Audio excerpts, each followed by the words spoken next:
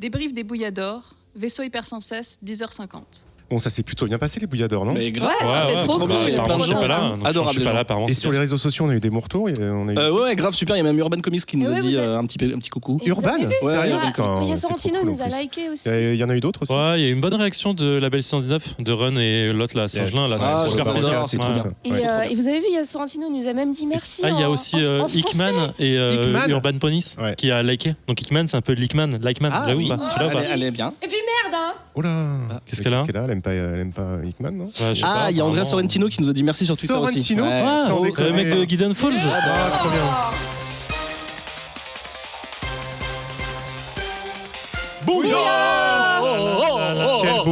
Quel beau bouillard. Bienvenue dans Comics Outcast, votre bouillon de culture radiophonique traitant de l'actualité des chefs-d'œuvre et de leur séquentiel en outre-Atlantique. Ou pour faire plus commun, les comics. Pour cela, et dans cette heure et demie, j'aurai la chance d'être entouré par une équipe d'experts du phylactère. Commençons par l'autrice du best-seller, Sorrentino, son œuvre, moi et mon canard vibrant. Bonjour Lulu, tu vas bien? Ok,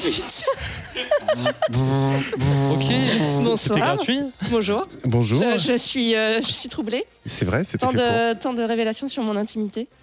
Donc tu lis quoi en ce moment? Eh bien, écoute, j'ai acheté les derniers Gideon Falls. Je les ai ajoutés à ma pile à lire. Donc, j'essaye de rattraper mon retard. Et sinon, j'ai lu, pour rester dans les classiques, Underwater Welder de Jeff Lemire, un des premiers. Très bien. Et j'ai lu Gérald, la BD de Mr. Box avec Ah oui, c'est vrai. avec Léopold Le Pérave. Le Pérave, exactement. Absolument. Et tu veux nous présenter quoi? Eh bien, je vais vous présenter du cream cheese de la mort. Excellent. Crime, c'est RIME. Ouais, c'est pizza 4 fromages. En face de Lulu, nous avons le prix Nobel 2019 du rébut, du jeu de mots et de la gaudrielle littéraire. Ben, comment tu vas? Eh bien, ça va très bien, et toi? Bah, ça va, merci. Ouais. Et toi, tu lis quoi? Je lis quoi? Je lis. Ça y est, je suis enfin dans Thor, le nouveau Thor de Donny Cates. J'avais un peu peur parce qu'après Jason Aaron, c'est toujours difficile de passer, mais en fait, il tient son truc. Voilà, de toute façon, j'ai confiance en lui dans le Cosmic Marvel. Donc c'est ok. Et j'ai commencé une BD indé qui s'appelle L'aimant, qui est une BD française d'un gars qui s'appelle Lucas Harari, que je connaissais pas du tout. Et c'est méga fat. Je pensais pas en l'achetant. C'est super, c'est hyper beau. C'est un truc un peu chelou avec de l'architecture, de l'eau, des nuits noires et tout ça. C'est hyper sombre, hyper cool. Et c'est chez qui? C'est chez Sarbacane. Ok. Et tu vas nous présenter quelque chose de complètement différent, j'ai l'impression? Ah, tout à fait. Je vais vous parler de deux équipes d'adolescents très connus qui vont se rencontrer. Très bien. À tes côtés, nous avons le chroniqueur de l'ombre, celui qui fait trembler les éditeurs, les auteurs de la planète comics. On l'appelle parfois le Dark Critic, l'homme de l'ombre, celui qui n'hésite pas à scander « Mais c'est de la merde !» Je parle bien sûr du sombre, mais si beau et pétillant Zéphiriel. Je dis jamais c'est de la merde. Ça t'est arrivé? Ah bon? Le coca, c'est ça aussi. Ah merde. Rentre dans le personnage. Ok. Salut. Tu vas bien? Oui, un peu mal au crâne, là, ça va. Ok. Et toi, tu lis quoi en ce moment? Je vois que t'as un énorme bouquin en face de toi. Ouais, je suis passé chez Album Comics, dépenser 60 boules pour prendre l'omnibus tome 1 de Saga, parce qu'en ce moment j'ai vachement de temps, donc j'ai que ça à faire. Voilà, et sinon, qu'est-ce que je lis en ce moment que je sais plus. J'ai du retard de ouf, donc je sais plus. J'ai pas lu grand chose. Ok. J'ai commencé un truc dont je vais parler ce soir et j'ai tout enchaîné. Parce qu'il y a 18 tomes, je crois, qui sont sortis. 18 comics qui sont sortis. Il y a beaucoup de fromage. Ok. Et c'est ce que tu vas nous présenter? Ouais, effectivement. Ouais. On parle de vampires et de pieux enfoncés. Et d'étudiantes. Et de pieux enfoncés. C'est pas très sympa. Très bien. C'est mal.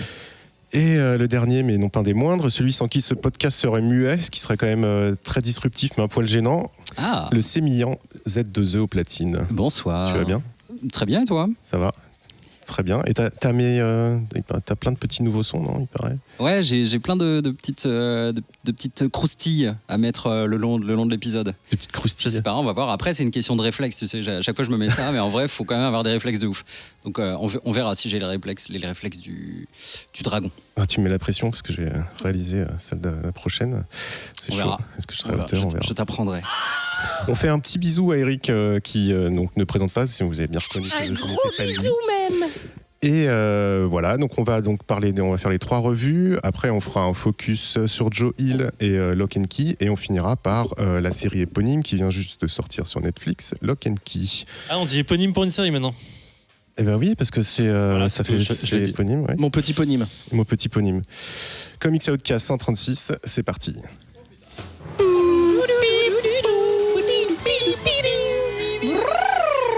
voilà le rouge-gorge. C'est beau. Donc toutes les 2 semaines dans Comics Outcast, on va reviewer trois comics. Le principe étant de chaque chroniqueur va lire les 3 premières issues et donner ses réactions. On va commencer par Lulu, si ça te va, qui va nous présenter Philadelphia, qui est sorti fin 2019 par Rodney Barnes et illustré par Jason Shawn Alexander chez Image Comics. Absolument. Il s'agit d'un comics d'horreur. Et j'en lis pas mal en ce moment, notamment pour ce soir, et puis aussi Gideon Falls, que je suis régulièrement. Je dois dire que c'est le titre qui m'a d'abord attirée, puisque donc Philadelphia fait référence à Philadelphie, ville où j'ai habité pendant 4 ans, n'est-ce pas? C'est vrai? Donc donc voilà, ça m'a intriguée. Je voulais voir un petit peu ce que ça donnait, sans trop savoir, je dois avouer, qui était ni Rodney Barnes ni Jason Shawn Alexander. Il y a un album aussi de Lamb of God qui s'appelle Philadelphia. Ouais, en fait, je me suis rendu compte que c'était un jeu de mots qui avait déjà été fait très souvent. Aucune originalité, quoi. Donc voilà, donc ça m'a attiré. Et puis aussi, donc après, j'ai vu qu'ils avaient été adoubés par Mike Mignola, Brian K. Et Jordan Peele. Ah ouais, quand même, il y a du lourd. Donc voilà. Alors, le pitch de Poch de ce Philadelphia. Je valide. C'est bon. C'est donc un petit flic qui s'appelle Jim qui revient à Philadelphie pour enterrer son père, qui lui est un détective renommé et avec qui il entretenait une relation assez difficile. Et donc après l'enterrement, il découvre que son père enquêtait sur des meurtres, des crimes relativement étranges juste avant de mourir. Et donc Jim, le fils, se rend alors compte que Philadelphie n'est pas seulement rongée par le crime, la pauvreté, la discrimination, le racisme, etc. Ce qui n'est pas exactement la ville que j'ai connue, mais bon. Comme toutes les bonnes villes américaines. Comme toutes les bonnes villes américaines dans les séries et dans les comics. Mais donc que la ville doit faire face à un autre problème, qui est que ses habitants sont littéralement saignés à blanc et vidés comme des porcs, se transforment donc en vampires. Donc voilà, je vais pas en dévoiler trop parce qu'il me semble qu'il y a quelques twists qui sont. Ouais, je trouve que le twist fin de truc, ouais. Et fin de premier Après, déjà tome est violent, je trouve. oui, Non, mais je valide voilà, le fait de ne ouais. pas en parler trop. Donc on a donc affaire à un polar vampirique. Et un ingrédient qui est assez important dans le comics et que j'ai beaucoup aimé, c'est aussi la dimension historique, puisque donc il exploite beaucoup le passé historique très riche de Philadelphie, qui a été la première capitale des États-Unis, où ils ont déclaré l'indépendance. Voilà, c'est un peu le début de la nation américaine. Et il y a notamment un personnage historique qui est John Adams, qui était le 2e président des États-Unis, qui joue un rôle très très important, qui joue un peu en fait le rôle du grand méchant. Dans Philadelphia. Donc ça, j'ai trouvé ça assez... Enfin, moi, ça m'a intéressé. Voilà, mais c'est parce que j'aime beaucoup l'histoire américaine. Mais ça, vous me direz si ça vous a parlé ou pas. Et voilà. Et donc, l'atmosphère est très dense. Je trouve que le rendu est vraiment très, très... très très bien. Enfin, on est vraiment dans cette atmosphère c'est crade, mais dans le bon sens, de bas-fond qui est très bien rendu par les illustrations de Jason Shawn Alexander. Et je sais pas, on parle des illustrations maintenant? Ouais, c'est ce que tu veux. Et donc, en fait, j'étais un peu partagée au début sur le style, parce que c'est assez hybride, en fait. C'est à la fois très réaliste. On a l'impression qu'il travaille à partir de photos. Ouais, des fois, c'est... Mais en même temps, c'est aussi très très texturé. Il y a beaucoup d'éclaboussures qui sortent parfois du cadre des cases, donc de sang. Et puis même, des fois, il y a des visages déformés, du coup, on sort du réalisme. C'est très organique. Il y a des perspectives très déformées. Un peu donc qui suggère l'horreur vraiment. Ouais, bien sûr. Ouais. On a l'impression qu'il utilise de la craie. Enfin, il y a des fois des rendus très très gras. Et ça m'a fait penser à 2 choses. Ça m'a fait penser à la séquence animée de Kill Bill, qui je crois a été inspirée. C'est dans la neige, faite dans par. le jardin C'est le passé de Oren Ishii dans Kill Bill. Ouais, quand il y a le combat dans le jardin, c'est ça? Non, c'est son enfance. D'accord. C'est son enfance. C'est quand elle se fait, tu la vois Et se cacher dans le placard. c'est Shinichiro Watanabe, je crois, qui a Okay. fait. Et ça m'a fait penser un peu ça. Donc donc des mangas d'horreur, quoi. Enfin, des animés d'horreur. Et deuxième inspiration qui là a été confirmée parce que j'ai lu sur Jason Ocean Alexander, qui est Francis Bacon, qui est un peintre du XXe siècle britannique, qui aime la charcuterie, qui aime beaucoup. Non mais c'est vrai, j'y avais pas du tout pensé, mais t'as raison. C'est descendant de Kevin. Et en fait, parce que Jason Sean Alexander, il est aussi peintre. En fait, il est pas simplement illustrateur de comics. Et quand tu vas voir ses œuvres, en fait, ça fait très très fortement penser à du Francis Bacon. Donc Francis Bacon, pour vous situer un peu, il y a beaucoup de carcasses d'animaux, de bœufs, etc. C'est des corps très organiques, décharnés. Et puis t'as toujours l'impression qu'il a passé ses doigts sur le charbon et tout, enfin sur la craie. Donc voilà, ça m'a fait penser un peu à ça. Donc très très étonnant pour du comics, je trouve. Ce qui fait que moi, ça m'a vraiment frappé comme un comics très original, à la fois dans le traitement de l'histoire, de l'exploitation de la société américaine aussi contemporaine, donc les questions de racisme, on sent que ça transpire un peu dans l'histoire, et puis le rendu graphique qui colle très très bien à l'atmosphère. Donc voilà, qu'est-ce que vous en avez pensé ? Ben, t'en as pensé quoi ? Moi j'ai alors déjà rien qu'en voyant les couvertures, j'avais vu que la première, donc je savais pas qu'il y avait des vampires quand tu vois la première couverture, tu vois juste le perso, le protagoniste, où tu vois un peu le style justement d'Alexander, où tu te rends compte que c'est semi-peinture, enfin ça m'a attiré effectivement. Et j'ai tout de suite moi eu une vibes un peu je savais pas tout de suite que c'était semi-historique, mais moi j'étais vraiment dans The Wire, voilà. À un moment il parle de Baltimore et de ce genre de truc, je connais pas Philly, mais du coup c'est le même genre de ville, quoi. Et j'étais très content d'avoir ce truc. Quand c'est passé sur les vampires, au début j'ai fait oh non, encore des vampires, parce que c'est vrai que c'est dans certains, pas que les comics d'ailleurs, les films, les séries, tout ce que tu veux, des fois c'est un peu une facilité, même si j'adore True Blood, tu vois, par exemple la débilité.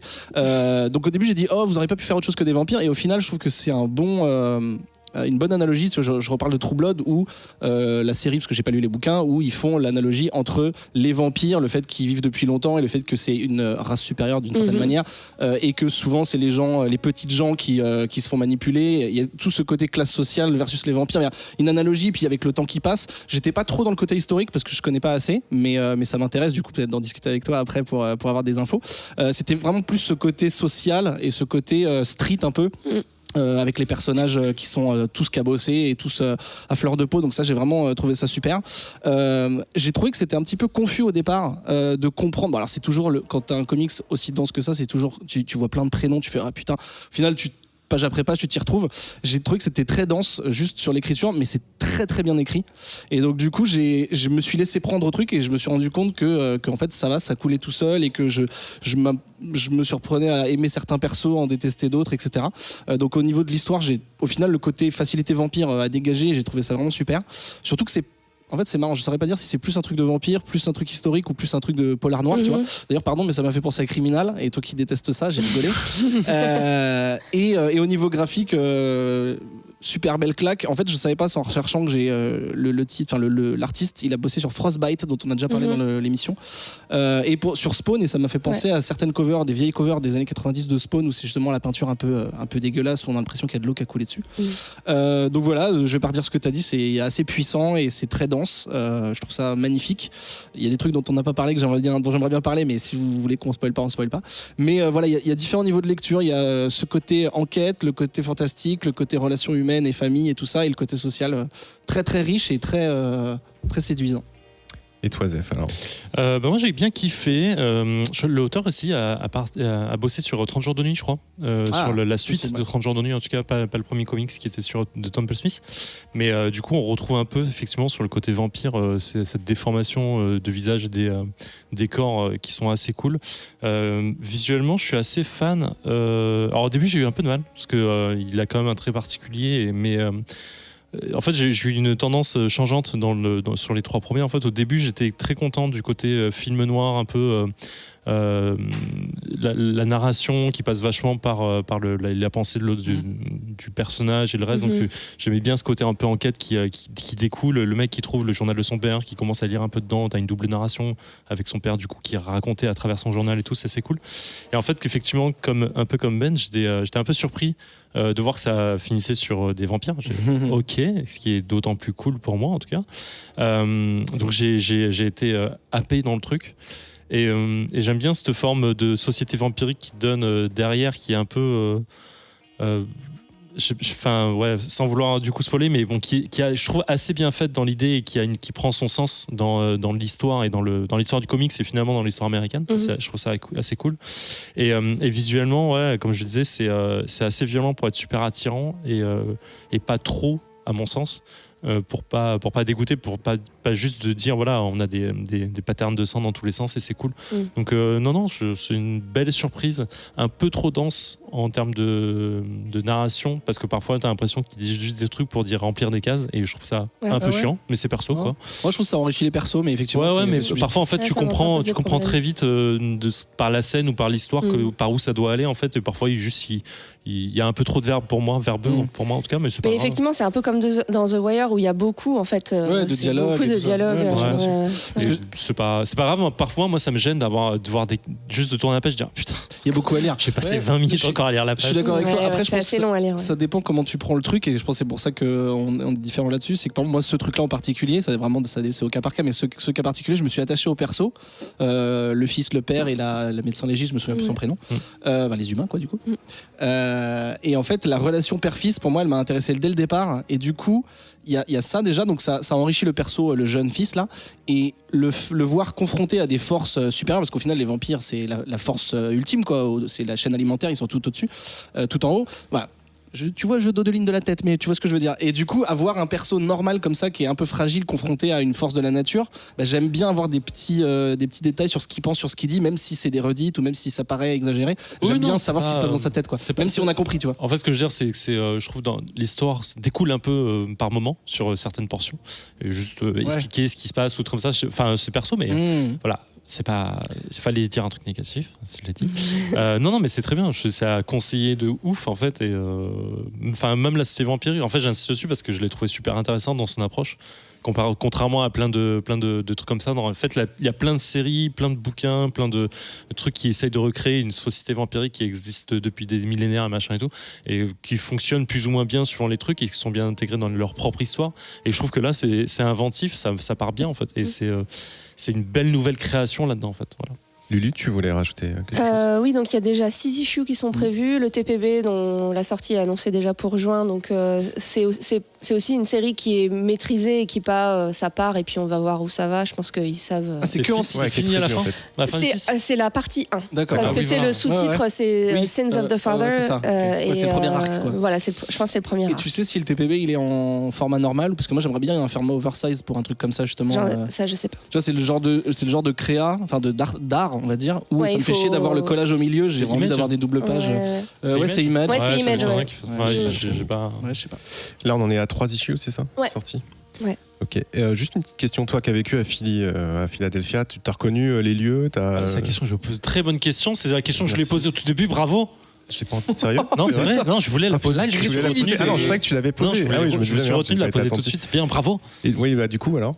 Oui, si on reconnaît. Il y a des immeubles à Philadelphie, il y a des rues et tout. Incroyable, il y a de l'électricité, il y a des gens. On reconnaît les bâtiments historiques, donc voilà. Et puis il y a aussi la skyline qui est très caractéristique de Philadelphie, que j'aime beaucoup, que je porte dans mon cœur. Il y a des références à des quartiers, donc ça c'est vrai que c'était un plaisir ajouté pour moi de dire ah oui je le sais, j'y suis déjà allée. Et voilà. Ok. Mini idée, rapide. Un comics sur des timbres vampires, Kill Ateli. Voilà. Parfait. C'était mon idée de comics. Alors attends, c'est le timbre qui aspire le sang? Quand tu le colles à ta langue, tu il colles avec ta langue, voilà. Et après tu fais ça serait trop c'est la langue enfant. Écoute, on le rajoute en palier Patreon. Ouais, voilà. C'est je m'autoproduis et je fais un Il y a encore Kickstarter. des timbres qu'on doit lécher? Je sais pas, ça fait longtemps que j'ai pas Moi léché. j'aime bien lécher les timbres. Même s'il faut Ok. pas le faire. Merci Lulu, c'était Philadelphia chez Image Comics. On passe à la review de Ben. Alors c'est Mighty Morphin Power Rangers Teenage Mutant Ninja Turtles C'est ça. chez Boom Il n'y Studio. a pas de versus, il n'y a pas de et, c'est les deux logos côte à côte. C'est ça, Voilà. un bel anagramme. Eh bien oui, tout à fait. J'ai décidé de vous parler de ça parce que ça fait un petit temps déjà. Alors déjà première raison, pour l'instant je review que des comics Boom Comics. Voilà, j'ai décidé. Tout simplement parce qu'à chaque fois que j'en lis un, je vois les pubs pour d'autres entre les pages et que j'ai trop envie de les lire. Donc du coup j'ai décidé. Tu vas faire V-War du coup. Je sais pas. Non mais Le mec, t'as l'impression qu'il lit un comic sur les chiottes. Peut-être Folklore d'un jour, je sais pas, on sait pas. Wink wink. Hélène, elle dit non, Très c'est bien. pas la peine. Elle prend un air dégoûté pour VO. T'as dit Fuck Lord, c'est bien ça? Folklore. Ah, ça a l'air trop bien ok. ça. Ouais, ça Peut-être que je le wink wink dans une autre émission, on ne sait pas. Et deuxième raison, c'est que ça fait assez longtemps que j'ai envie de tester la série régulière. Enfin, il y en a plusieurs, mais c'est Go-Go Power Rangers, parce qu'il y a Qui est Mighty bien. Morphin, Go-Go, bien. qui est dessiné par Dan Mora, Qui est très bien. dont on a parlé dans Once in Future, et Zef dit que c'est très bien. Donc je me suis dit, il y a un petit crossover improbable qui arrive. J'ai pas lu les autres crossovers des Tortues qui sont dispo, genre Batman ou Ghostbusters, Si, par si, exemple. on en avait lu. Moi, j'ai pas Batman. Moi, si, on les avait chroniqués. crois pas. Ghostbusters TMT, on avait chroniqué ensemble. Il y a pas très sûr. longtemps, Je il y a crois pas. encore très longtemps. Si, je suis sûr. Bah peut-être alors j'ai oublié. T'as pas lu les petits crossover Batman Non, justement, j'ai pas lu, mais je sais que c'est très bien, mais je l'ai pas lu. Et là, je me suis dit, bah écoutez, l'occasion fait le larron. Donc je le fais. Et donc, qu'est-ce que ça raconte? Je pense que vous avez deviné une grande partie de ce que ça peut raconter quand deux teams de la pop culture s'affrontent, ou en tout cas se rencontrent. C'est écrit par Ryan Parrott, qui a bossé essentiellement sur des séries Power Rangers, donc il est en terrain connu. Et Simone Di Meo, qui est ma dernière raison pour avoir choisi ce titre, c'est un artiste que j'ai découvert dans un Venom Annual quand j'étais dans ma frénésie Venom, où j'ai tout rattrapé, le Venom de Donny Cates. Et j'ai trouvé ses dessins hallucinants. On en parlera tout à l'heure, mais c'est assez loin du comics américain classique. Il est plus vers de l'indé français même, je dirais. Donc voilà, c'est très séduisant, très dynamique, et pour un truc de baston un petit peu acidulé, je trouve que c'est très adapté. Alors qu'est-ce que ça va raconter? On ouvre un peu la première issue sur des plans un petit peu mélangés, c'est-à-dire c'est des scènes de combat tantôt New York, tantôt Angel Grove. Donc Angel Grove, c'est le fief des Power Rangers, où on voit qu'il y a eu de la baston, et il y a un mélange de katana et de power sword. Il y a des mélanges de sai et de power axe, des nunchaku et des power bow. Enfin voilà, c'est les armes des deux équipes qui sont mélangées. Donc on comprend qu'il y a eu soit baston entre deux, soit baston en team-up. Et ils mangent les pizzas tous ou comment ça se passe? J'en suis Pas pas encore. encore là. J'en suis pas encore là. Enfin, les tortues, c'est sûr, il y en a même, mais les Power, je sais pas trop. Après, c'est des Américains, donc il y a de fortes chances. Non, Euh, c'est sportif, ils mangent pas de. Les Power Ouais, Rangers, mais justement, ils brûlent les mangent calories. Ils mangent ça, Ils mangent des power pizza. Et en fait, la voix off nous raconte un petit adage, c'est que quand on grandit avec les personnes avec qui on grandit, qui nous découvrent au jour le jour dans les combats les plus difficiles ou dans les meilleurs moments, et ben c'est ces personnes-là qui nous connaissent le mieux, quoi qu'il arrive, même si les chemins se séparent plus tard quand on grandit. Ces personnes-là nous auront connus avant que nous soyons nous-mêmes, quoi, en gros, tu vois. Donc Ouais. voilà, ça forme, et il dit, ce genre d'expérience et d'épreuves forment un lien qui est un lien familial, même si c'est pas famille de sang. Donc on comprend que ça peut se traduire sur les deux équipes, évidemment. Si on est fan des deux, on a tous regardé Power Rangers et le dessin animé au moins Tortue Ninja. Et donc on arrive d'abord à Angel Grove, où on voit les Power Rangers qui se tapent contre un énorme monstre qui va lui-même se nommer le Mollusque Monarque. Je trouve que c'est un meilleur nom. C'est parfait. Ils font Momo. Momo. Momo. C'est Momo. Ils font des blagues, ils font des bastons et tout ça machin, et en gros ils se demandent si c'est eux, ça sera toujours à eux d'être le dernier rempart de la dernière défense de la Terre contre les forces du mal, parce qu'ils ne savent pas qu'ils sont pas tout seuls. Aux États-Unis, bien sûr. Aux États-Unis, contre la force du monde entier. Et on sait aussi, on apprend que ils se posent des questions, comment concilier la vie d'adolescent et les devoirs de maths, et péter la gueule de monstres intergalactiques. Bon, ça c'est une problématique qui existe déjà dans Power Rangers. Le dessin, la série télé pas trop, mais le comic j'imagine que oui. Ensuite on va retrouver les Tortues Ninja qu'on connaît très bien, qui se battent contre le Foot Clan comme d'habitude. Elles font des blagues aussi, elles s'interrogent aussi, elles se demandent par exemple si elles étaient humaines, qu'est-ce qu'elles préféreraient avoir. Il y en a qui préfèrent avoir des cheveux, big up à tous les chauves qui m'écoutent, ou alors des pieds, des chaussures, enfin bref, des doigts de pied, voilà, bref. Dans leur baston ils vont rencontrer un Foot Clan un peu spécial, un peu comme un semi-boss dans un jeu vidéo, qui n'a pas de masque, contrairement à tous les gens du Foot Clan, qui est assez BG. Si, il lui enlève le masque. Non, Il en a un au début, il lui retient. Ah, je crois pas. Si, combat. Devant le combat, en fait, il lui retire le truc. Je Mais crois c'est pas grave, vas-y, Non, je continue. crois pas. En gros, il est assez BG et il met une raclée à Raphaël, qui est possiblement la tortue la plus balèze des 4, après chacun son avis. Donc très surprenant, et ils décident de l'appeler Steve parce qu'ils savent pas comment il s'appelle. C'est assez marrant. Donc petite défaite, mais bon, c'est pas très grave. Et alors l'histoire avance et tout, et on va se rendre compte que dans les Power Rangers, je l'ai pas dit, mais il en manquait un, le Ranger vert, qui manque, mais en même temps, moi, il me manque pas forcément parce qu'il est arrivé après. C'est pas, tu vois, il y a le blanc aussi. Tu peux pas dire ça. En tout cas, il est pas là. On sait qu'il est absent et on sait pas trop pourquoi, pour raisons personnelles. Et je vous spoil un peu. Par des circonvolutions diverses, on apprend que Steve, le Foot Clan BG, c'est Tommy, et que donc effectivement, sans aucune espèce d'explication interdimensionnelle, juste Angel Grove et New York, dans cette réalité-là, sont dans le même plan, et que donc Tommy s'est barré momentanément des Power Rangers pour aller à New York. On ne sait pas pourquoi, mais en tout cas, il fait partie du Foot Clan. Donc c'est bizarre parce que c'est un gentil. Donc qu'est-ce qu'il fout avec les méchants ? Et donc, les Power Rangers décident d'aller chercher Tommy. Les Tortues Ninja décident d'aller péter le Foot Clan dont fait partie Tommy. Donc évidemment, ils vont se rencontrer. Ils vont se taper dessus, parce que quand on connaît pas quelqu'un, on le tape. C'est la première chose. Bah, bien sûr. Dans Matrix, ils disent la meilleure façon de connaître quelqu'un, c'est se battre contre lui. Ouais. Ah d'accord. Ah oui, pardon. Essayez dans la rue, ouais, ça marche bien. Il lui enlève le masque. Tu avais raison, il lui enlève le masque. J'avais pas vu. J'ai lu ce matin. Donc Tommy, c'est Steve en fait, c'est ça ? C'est Tommy, C'est ouais. Steve, En fait. ouais. Enfin, Steve, Steve il le ninja. s'est jamais vraiment appelé Steve, sauf pour les tortues, tu D'accord. vois. Bon, après, on apprend pourquoi il est Foot Clan, mais ça, je vous spoil pas. Et évidemment, ils vont faire tomber les armes parce que ce sont deux teams de gentils et s'allier contre des méchants, puisque, je vous le donne en mille, si deux équipes de gentils s'assemblent, les méchants des deux équipes vont s'assembler également. Ah, bah, bien Sinon, c'est sûr, nul. action-réaction. Donc voilà, prend du temps pour que les méchants petite s'assemblent. histoire donc c'est une série. Est-ce que c'est une mini-série ? Je l'ai pas noté. Je crois que c'est une série. Ouais, c'est En une 5. mini-série. C'est en 5. Voilà. Donc je ne vous dis pas. Pour l'instant, il y en a 3 qui sont sortis. Je ne vous dis pas ce qui se passe. Mais donc ça va être effectivement un espèce d'énorme épisode crossover. C'est exactement ce que c'est. Il y a quelques petits twists, quelques petites sous-lectures, etc. C'est extrêmement popcorn. Surtout avec un gars comme Simone Di Meo, qui dessine extrêmement dynamiquement. J'en reviendrai juste après. Donc c'est vraiment une récréation. Mais ce que j'ai bien aimé, c'est que ce qui fait l'ADN des Power Rangers et des Tortues Ninja, ils ont beaucoup de choses en commun déjà. Donc c'est des adolescents. Ils sont un petit peu en train d'essayer de concilier leur vie justement d'ado et leur devoir de super-héros, on va dire ça comme ça. Ils ont des ennemis intergalactiques ou interdimensionnels. De quoi ? Ça arrive. Ça arrive. Ils se ressemblent beaucoup et il y a toujours cette problématique de est-ce qu'on est vraiment heureux ? Est-ce qu'on doit embrasser nos responsabilités ? C'est pareil avec Spider-Man et avec n'importe quel héros assez jeune. Qu'est-ce que c'est ? Embrasser. Excellent. Donc voilà, c'est une la récréation. C'est pas un truc intello non plus, mais il y a quand même une petite réflexion. Et même moi qui suis très adulte, parce que j'ai bientôt 40 ans, ça me plaît. Je trouve que c'est pas, ça peut être pour les gamins, mais pas que. Donc je trouve que ça parle à tout le monde. Et là où c'est intelligent, et je vais glisser subrepticement vers le côté graphique, c'est que ce que moi j'attends d'un crossover, c'est évidemment vraiment que ça se mélange au maximum. Et évidemment, il y a énormément de fanservice. Tu as Jason qui est le Power Ranger rouge, qui va évidemment que discuter avec Leonardo. C'est obligé, ils sont leaders tous les deux, donc ils parlent que tous les deux. C'est louche parce que le rouge discute avec le bleu, du coup c'est bizarre. Un peu. Il y a évidemment Donatello qui va discuter avec le Ranger bleu qui est le geek. Il y a Michelangelo qui va discuter avec le Ranger noir qui est un peu le rigolo. Enfin, tu vois, il y a les similitudes qui vont s'assembler, etc. Et donc voilà, un fan service parce qu'on a évidemment envie de les voir se taper ensemble, de faire des team-up, de faire des figures et tout ça. Et je trouve ça assez satisfaisant de voir à quel point ils se ressemblent et à quel point ça fonctionne bien.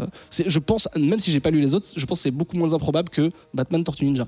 Mais ça veut pas dire que c'est pas bien. C'est très exactement le même genre. Là, pour moi, l'assemblage il est plus naturel qu'avec Batman. Mais après, c'est chacun. Ouais. Je vois. Oui, pardon, je t'ai coupé. Non, je t'en prie. Dites-moi ce que vous en avez pensé. Je reviendrai sur le graphisme après parce que c'est assez important. Mais déjà, est-ce que ça vous a plu ? Déjà, je vois Zef qui trépigne depuis tout à l'heure. Ouais, désolé. Mais vas-y, Lulu, si tu veux. Est-ce qu'il a envie de pisser ? Ah non, comme vous voulez. Lulu, vas-y. Ouais, Lulu. ok. Allez. Donc moi, mon a priori, c'était que ça allait être très bas du front. Avec Alors, j'ai une question. Où commence et où s'arrête le front des Tortues Ninja, par exemple ? C'est une très bonne on sait pas. Ils ne s'arrêtent pas, c'est infini. C'est au masque. Ça commence et... Ouais, mais quand il a pas son masque, il a pas un refront. Et ils sont toujours le masque. T'es malade, mon gars. Bon, vas-y. Excuse-moi, Lulu. Mais quand j'ai ouvert, c'était un sentiment très agréable. Je venais de finir Philadelphia, je sortais du Black Label Petite bouffée, DC ouais, et j'imagine. donc les couleurs très réconfortantes. Et la première page, elle est top. Enfin, les 4 longues cases qui font toute la hauteur de la page, Oui, c'est assez chouette. Et puis bon, le petit spiel sur l'amitié. Voilà. Moi, j'ai chialé dire. No one will ever know you better than the people you grew up with. Tout ça, c'était cool.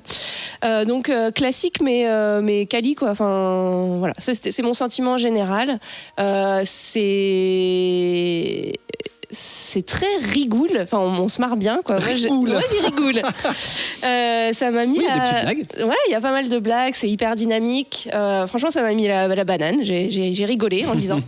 Et c'est très très agréable. Ça me rassure d'une certaine façon que ça soit une mini-série. Ouais. Et du coup, ça me donne envie de continuer. Parce que c'est vrai que sinon, moi, j'ai pas spécialement d'attachement ni aux Power Rangers, ni aux Tortues Ninja. Ça t'a pas donné envie de regarder l'une ou l'autre des séries régulières? Non. Ok, d'accord. Non, mais du coup, là, j'ai envie de lire, bien évidemment, jusqu'au bout. Et Après, je pense que les crossovers, très plaisant. il y a pas de, enfin, crossover, ils font forcément des mini-séries. Tu vois, c'est comme Black Hammer, JLA ou les trucs comme ça. Au bout d'un moment, ça s'essouffle. Enfin, c'est une histoire encapsulée, quoi.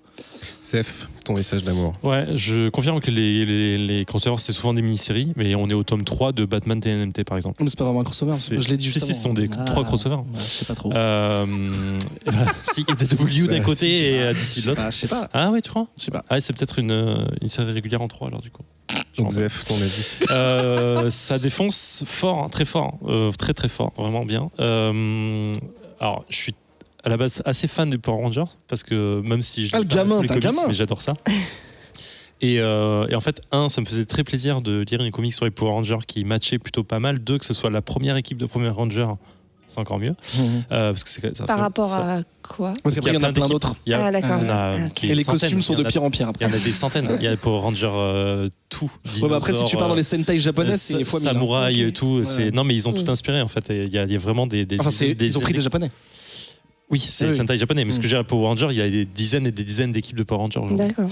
Et donc ça, c'est l'original, la première en tout cas qui a été créée. Et en plus, il y a Tommy, qui est le Power Ranger vert, qui a son histoire ultra particulière et qui match complètement avec ça en fait. Parce qu'à la base, Tommy, c'est un traître. C'est le Power Ranger vert qui a été créé par Rita, donc par la première méchante de la série. Rita Repulsa. Ouais.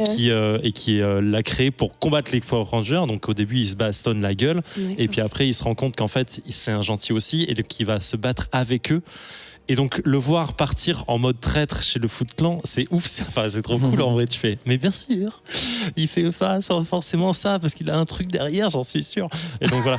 Et quand tu le vois apparaître avec le Foot Clan qui se bat contre Raphaël, c'est ultra cool. Et quand tu le vois devant Shredder, c'est encore plus cool. Et voilà. Après, le mélange Power Ranger, Tortue Ninja, la rencontre des deux teams, c'est exactement le cahier des charges que tu attends dans un truc comme ça. C'est d'abord ils se battent, puis après ils se rendent compte qu'ils sont du même côté, puis les méchants se battent, puis ils se rendent compte qu'ils sont du même côté, puis ils vont faire une grosse baston à la fin et ça va être cool parce que les gentils vont gagner et c'est trop bien en fait, mais juste voilà la sous-histoire des Tortues Ninja dedans, les modes on se taunt dedans, c'est cool, l'histoire de Tommy à l'intérieur elle est vraiment cool aussi et c'est du bonbon en fait. Tu manges ça comme ton petit croustillant de la semaine, tu manges ça, c'est trop agréable. Comme ça, visuellement ça défonce, les couleurs sont bonnes, enfin tout est bien en fait. Ben, ouais, justement, je voulais finir avec le visuel. Donc, moi, j'ai dit que j'étais déjà fan de Dimeo dès le départ. Il y a des couvertures de Dan Mora aussi, dont on ne parlera jamais assez. Un truc qui est super avec le style, en tout cas, ce que Dimeo a réussi dans cette série, c'est à concilier deux trucs qui sont vraiment inhérents à l'ADN des deux équipes.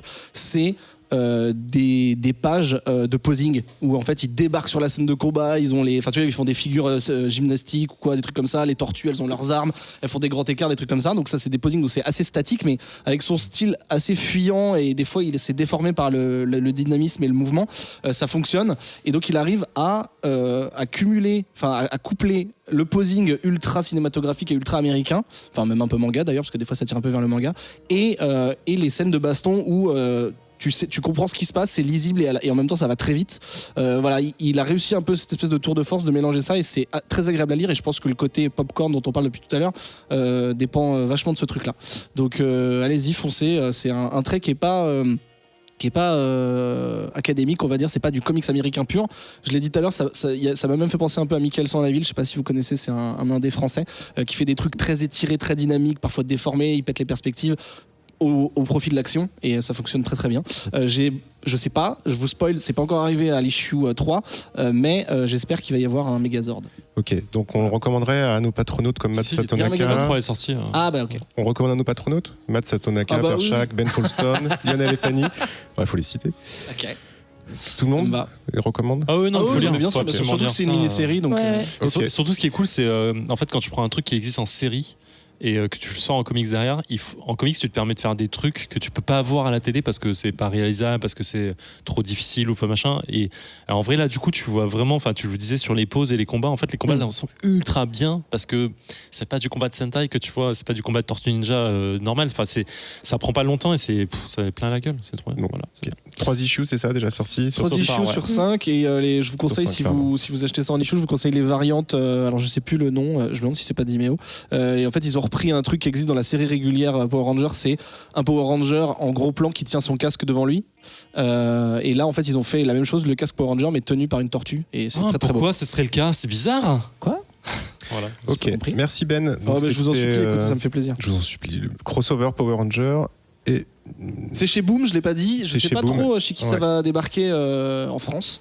Possiblement chez iComics, ils ont de la tortue mais je suis pas certain. Ok, Je vous dirai.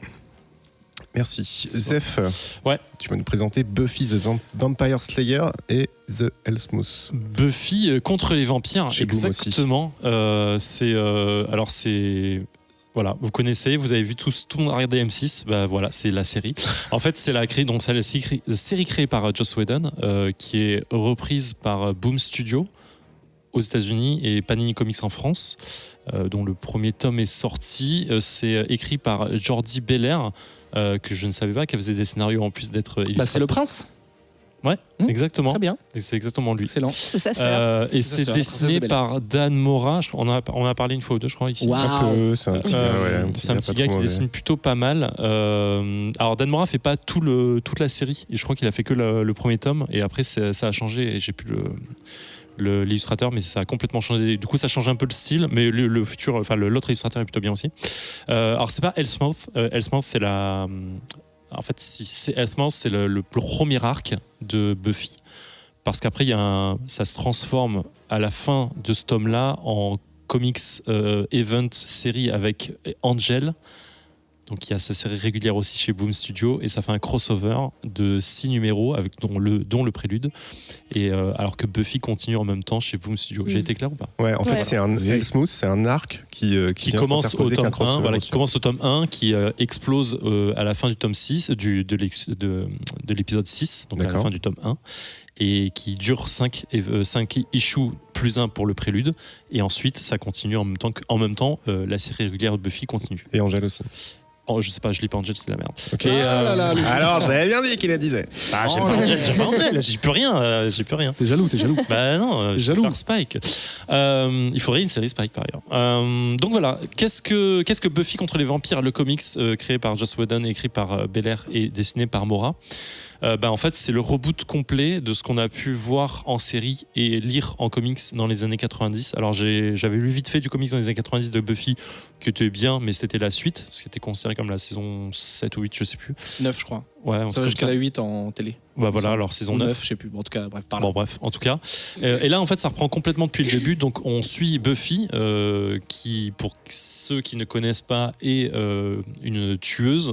Elle est nommée, elle a des pouvoirs, elle a une force surhumaine, une agilité surhumaine, elle peut se battre contre des vampires et elle peut leur exploser la bouche.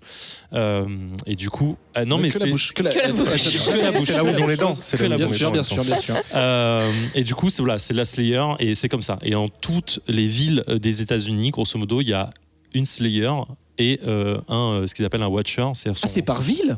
Je crois que c'est par ville ou par Je crois pas, région. parce que, à crois mon que c'est- souvenir, je crois que c'est la tueuse quand au tout Face elle est début, arrivée, c'est parce que Buffy était morte et ensuite elle a reste. Ouais, mais en fait, Et il y avait Kendra aussi, il n'y mais a, c'était pas encore que- il y a après. pas que là. Je crois qu'il y en a d'autres aux États-Unis. Dans la série, écoute, c'est ce que j'avais. Mais bon, bref. on s'en Il fout. me semble que, bref, on Ok, s'en fiche. ok.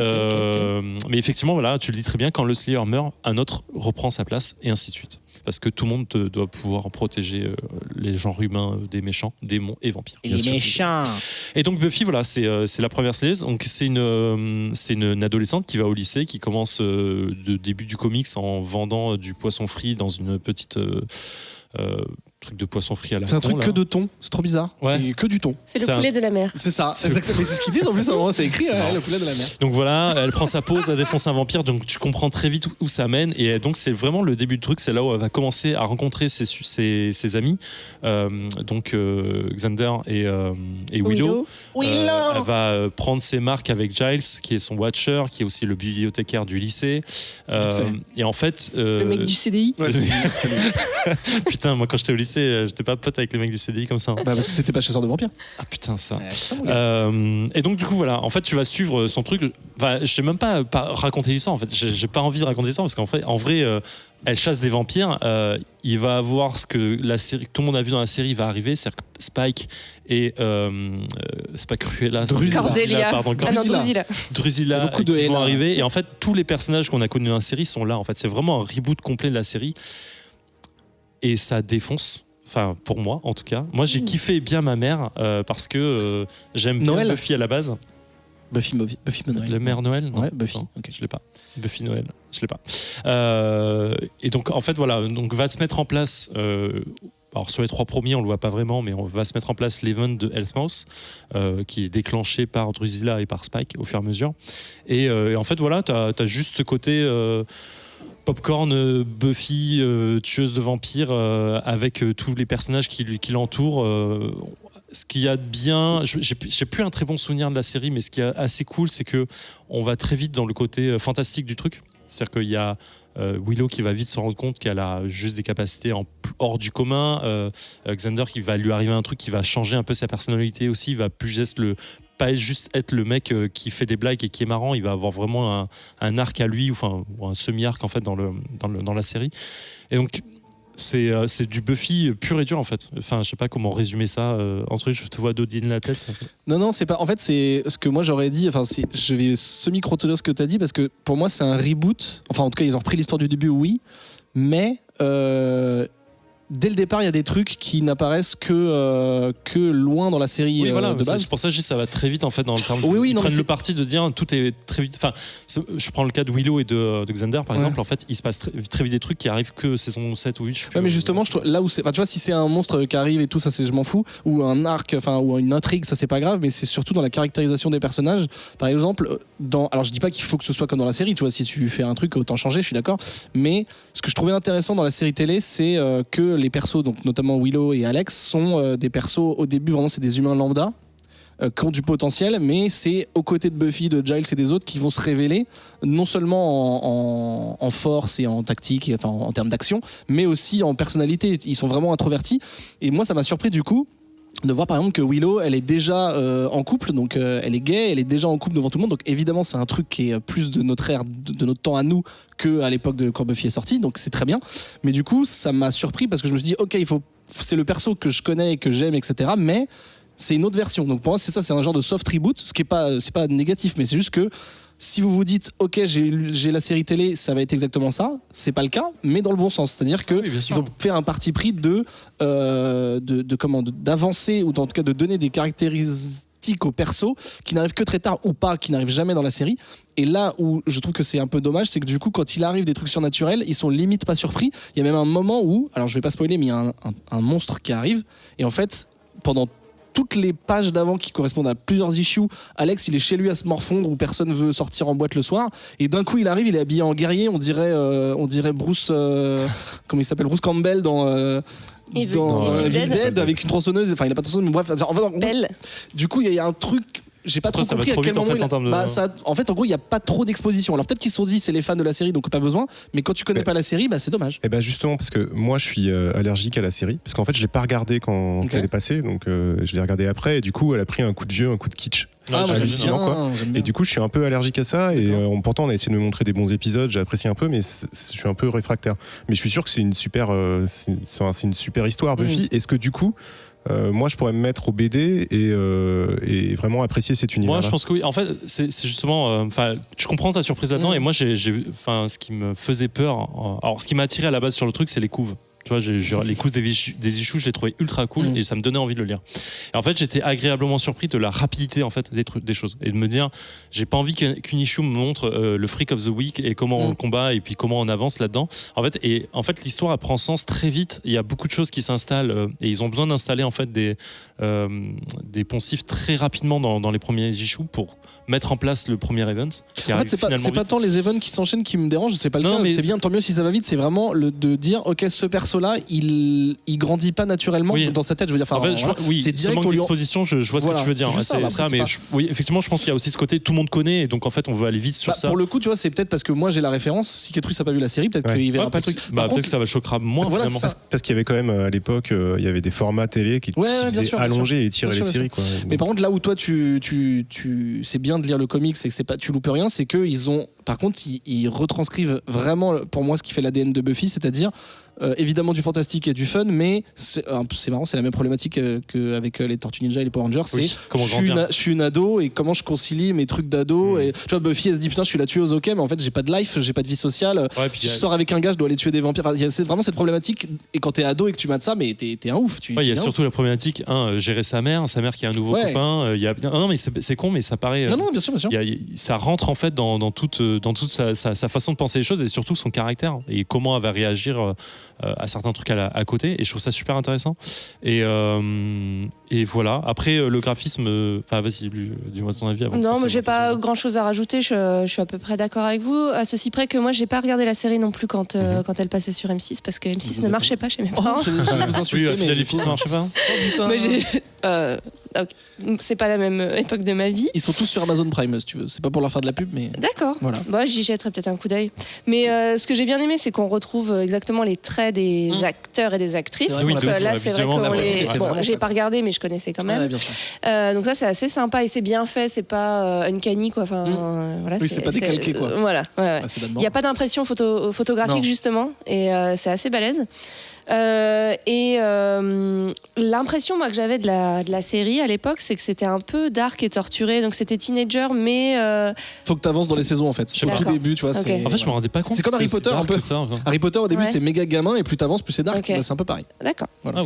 Et là, l'impression qu'on a, c'est que c'est un peu gogol en fait. Enfin, c'est vraiment des. Ça marche. Ouais. Non mais c'est un compliment. Hein. Et que c'est. Ok, c'est bien. Non mais j'ai rigolé. Non mais c'est vrai. Non mais j'ai rigolé. Et Buffy, donc elle est badass, elle peut casser la bouche aux vampires.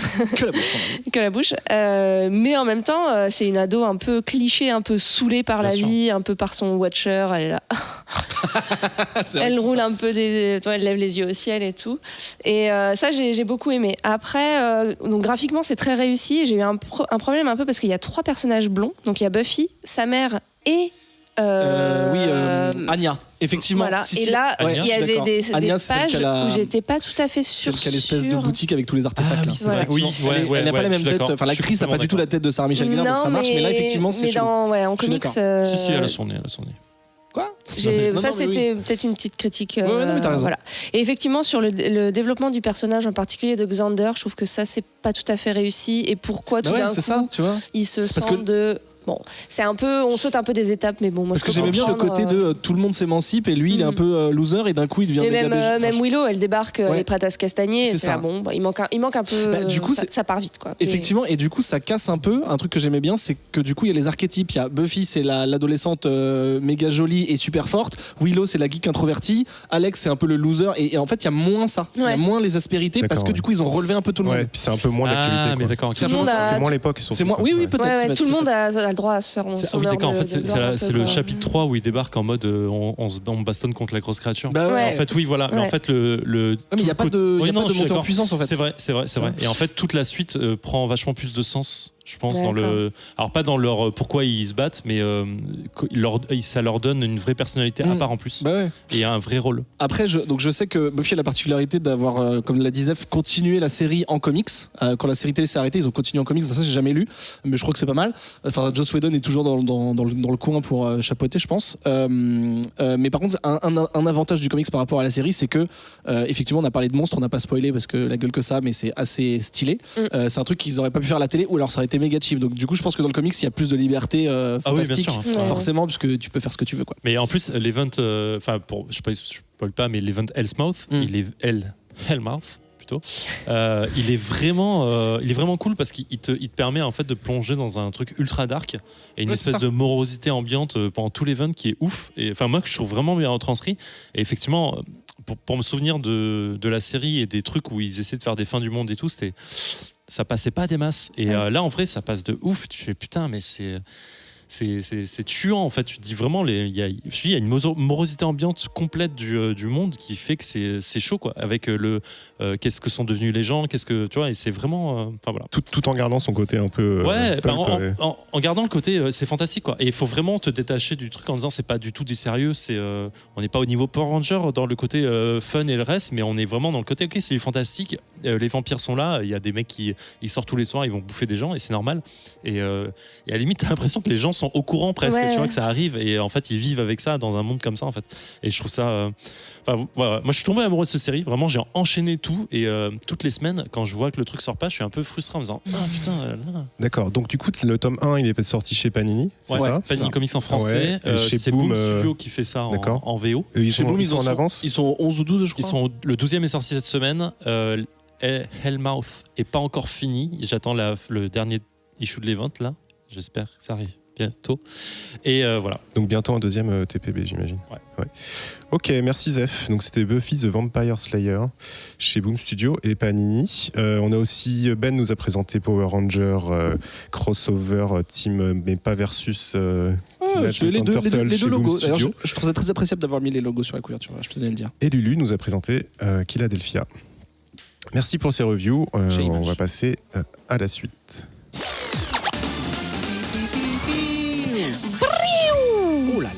De retour dans Comics Outcast 136.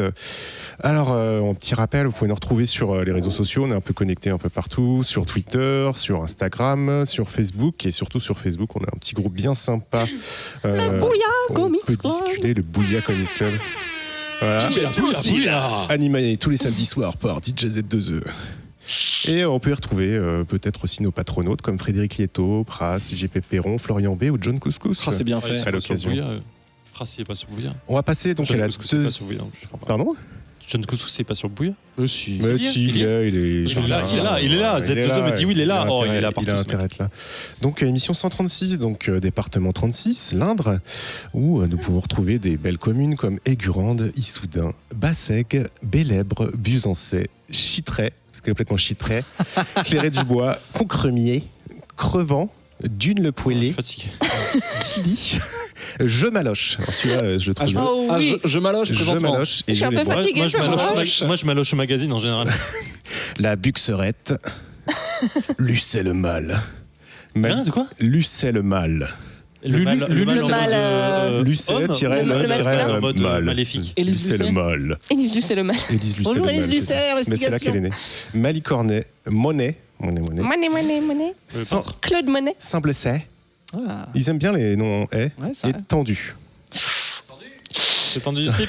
Et on finit par la ville ou le village de la Châtre, bien sûr. Ah, le doigt Ouais. dans la châtre. C'est un peu les Vous pensez qu'il y a des cochons d'Inde? Ah, tu l'as bien préparé. Oh C'était putain, beau. la Il était concentré, il était penché sur son clavier. il attendait, il était au taquet. J'ai recherché des comic books et à part des grosses Des grosses châtres. Mais non, des gros qu'on s'appelle complexes. J'en ai pas trouvé beaucoup, mais j'en ai trouvé un à Châteauroux, qui est le chef-lieu, et c'est la boutique Arcanix. Si vous connaissez, lâchez-nous un petit commentaire. Voilà, on va passer au dossier Focus consacré à Joe Hill, le créateur de Lock and Key. On va avoir des mini-reviews, encore des reviews, vous êtes gâtés, par Ben l'USF. Mais Ben, tu vas commencer par nous faire une petite bio, Une petite blague, une petite danse, non faux. Oui, je vais faire. En fait, c'est assez. Il y a énormément d'éléments dans le petit sticker de la couverture de chaque issue parce qu'il y a beaucoup de Chargé, hein, c'est c'est hiérarchisé. Donc déjà c'est DC Comics, c'est le Black Label. Alors que le Black Label, qu'est-ce que c'est? C'est un petit peu le digne héritier de Feu Vertigo, enfin en partie. En gros, Vertigo, quand ça s'est arrêté, il y a des séries qui sont mortes évidemment, qui vont revenir peut-être un jour. Il y a une partie un petit peu ado, socialo, fantastique. Qui est chez Young Animal, donc dont on a parlé pas mal de fois de Gérard Way. Gérard, Ouais. Je l'ai. Nickel. Et il y a et donc il y a énormément d'autres choses chez Vertigo, hein, bien sûr. Et une autre une caractéristique de feu Vertigo, c'était les comics d'horreur. Hellblazer ou même Sandman parfois, qui est revenu. Et donc l'horreur, c'est ce qui va caractériser ce. Alors, DC, c'est l'éditeur. Black Label, c'est un label, c'est ce qu'on vient de dire. Et dans ce Black Label existent différents titres. Il y a notamment des trucs super qui sont sortis comme White Knight, comme Wonder Woman Dead Earth, comme attendez, je les ai notés, je fais semblant que c'est dans ma tête, comme Golden Child, Dark Knight Returns, dont on n'a pas encore parlé, mais qui est super. Et qui donc le Black Label a pour vocation donc d'être sur un créneau un peu plus mature, un peu plus adulte. Violent. Ouais, violent, voilà, où tous les trucs qu'on peut pas trop mettre dans la ligne régulière de DC. Et qui donc se vise. Je sais pas s'il y a une dimension un peu prestige ou pas, Black Label, parce que les éditions sont assez belles, notamment Batman Damned. Alors, sont belles, mais sont bizarrement carrées. Je ne sais pas pourquoi. Oui. c'est assez C'est chelou. des formats un peu j'aime bien. à part, ouais. Donc voilà, donc on est vraiment sur un truc adulte, et donc je l'ai dit, il y avait ce côté un petit peu horreur qui va être pris en charge par Joe Hill. Et donc tu l'as dit, Joe Hill, c'est un écrivain, c'est le fils de Stephen King. Ouais, bien sûr ça. Et c'est un écrivain. Eh ben oui. Et Bon, oui. t'as vu sa gueule, il ressemble à son Non, père. c'est vrai. Ah non, je savais pas. Ah merde, ouais, putain, je surprise. Si, on le sait depuis longtemps. Depuis qu'il est né, en fait, finalement. D'accord. C'est son fils depuis qu'il est né. La pauvre, quoi, on le sait depuis longtemps. Mais ça sent vachement. En fait, merde. vas-y, continue, pardon. Je vais pas. Il est donc le fils de Stephen King, et c'est un écrivain assez connu. Je crois que son roman le plus connu, c'est dire, c'est NOS4A2. Je sais pas s'il y a une façon de le dire autre que ça. C'est une série de chiffres et de lettres avec Laurent Romeshko. Et il a également écrit un autre roman qui s'appelle C'est Nosferatu. Nosferatu, Oh, mais voilà, c'est bien sûr que beau. oui. Bien joué. Putain, T'as vu, elle a réfléchi. C'est Il y a vraiment un jeu de mots. Il y a un jeu c'est de mots. vraiment la plus intelligente de Comics Outcast. Alors, Je suis docteur. Oui, c'est vrai. Allez. Trust me. Et il a aussi fait notamment un roman qui s'appelle Horns ou Korn, qui a été adapté par Alexandre Aja au cinéma avec Daniel Radcliffe. Non, elle est en train de réagir. Elle a Non. compris un truc. Elle a compris un truc. J'essaye de situer le bonhomme en parlant de trucs un peu connus. Et tu l'as dit aussi, Ketrus, il est l'auteur de Lock and Key, le comics, et il va être aussi je suis pas sûr que ce soit le showrunner, mais en tout cas, L'exécutif producteur. De la série télé dont on Je crois qu'il parlera plus tard. s'implique. Oh là là, Z2E. C'est bon, j'ai compris Si, que si, c'était un c'est- producteur. Tu vas m'engueuler en l'expliquant, ça va. C'est Tu veux réagir marqué écrit pour l'écran par Joe Hill. Ouais, je Et- pense qu'il a retravaillé Ok, ça. ok, Oui, ouais. il travaille. Et donc, il chapeaute Je cette. Il chapote. Oh putain, Ouais, non, c'est j'ai magnifique. pas fait exprès, mais c'est très bien, c'est très bien. C'est un nom jeu de mots. Donc on a dit éditeur DC, label, Black Label. Merci. Non, c'était Zef. Et collection, parce que c'est Lulu qui a trouvé la traduction, ça s'appelle Pop-Up Line en anglais. Donc collection, c'est Hill House, qui donc le gars juste apporte son nom, donc, tranquille. C'est comme si je faisais un label qui s'appelait Renault, Mais ça fait Renault Maison. ça fait très Maison sur la colline. Oui. Oui, bien sûr, mais bon. Haunting of Hill House, quoi. Bien sûr. Mais ça se trouve, c'est pas son Très vrai bon nom. jeu de Hill, plateau. je faudrait aller sur sa fiche Wikipédia, il s'appelle peut-être Hill. Et la colline des yeux. Et donc, ce label, où il est question d'horreur, va être donc chapeauté par ce gars-là. Il va être auteur de certaines séries dont on va parler. Il y a notamment 5 séries, on va dire 4 séries et demie, mais 5. Il va y avoir des artistes qui sont plus ou moins des accointances de cet homme. Il va y avoir des auteurs, soit des légendes de l'horreur, soit des nouveaux venus, mais qui sont déjà des bonnes brutasses. Pareil pour les artistes. Je vais vous quoter un petit peu ce qu'il a dit, comme ça j'arrêterai mes explications foireuses.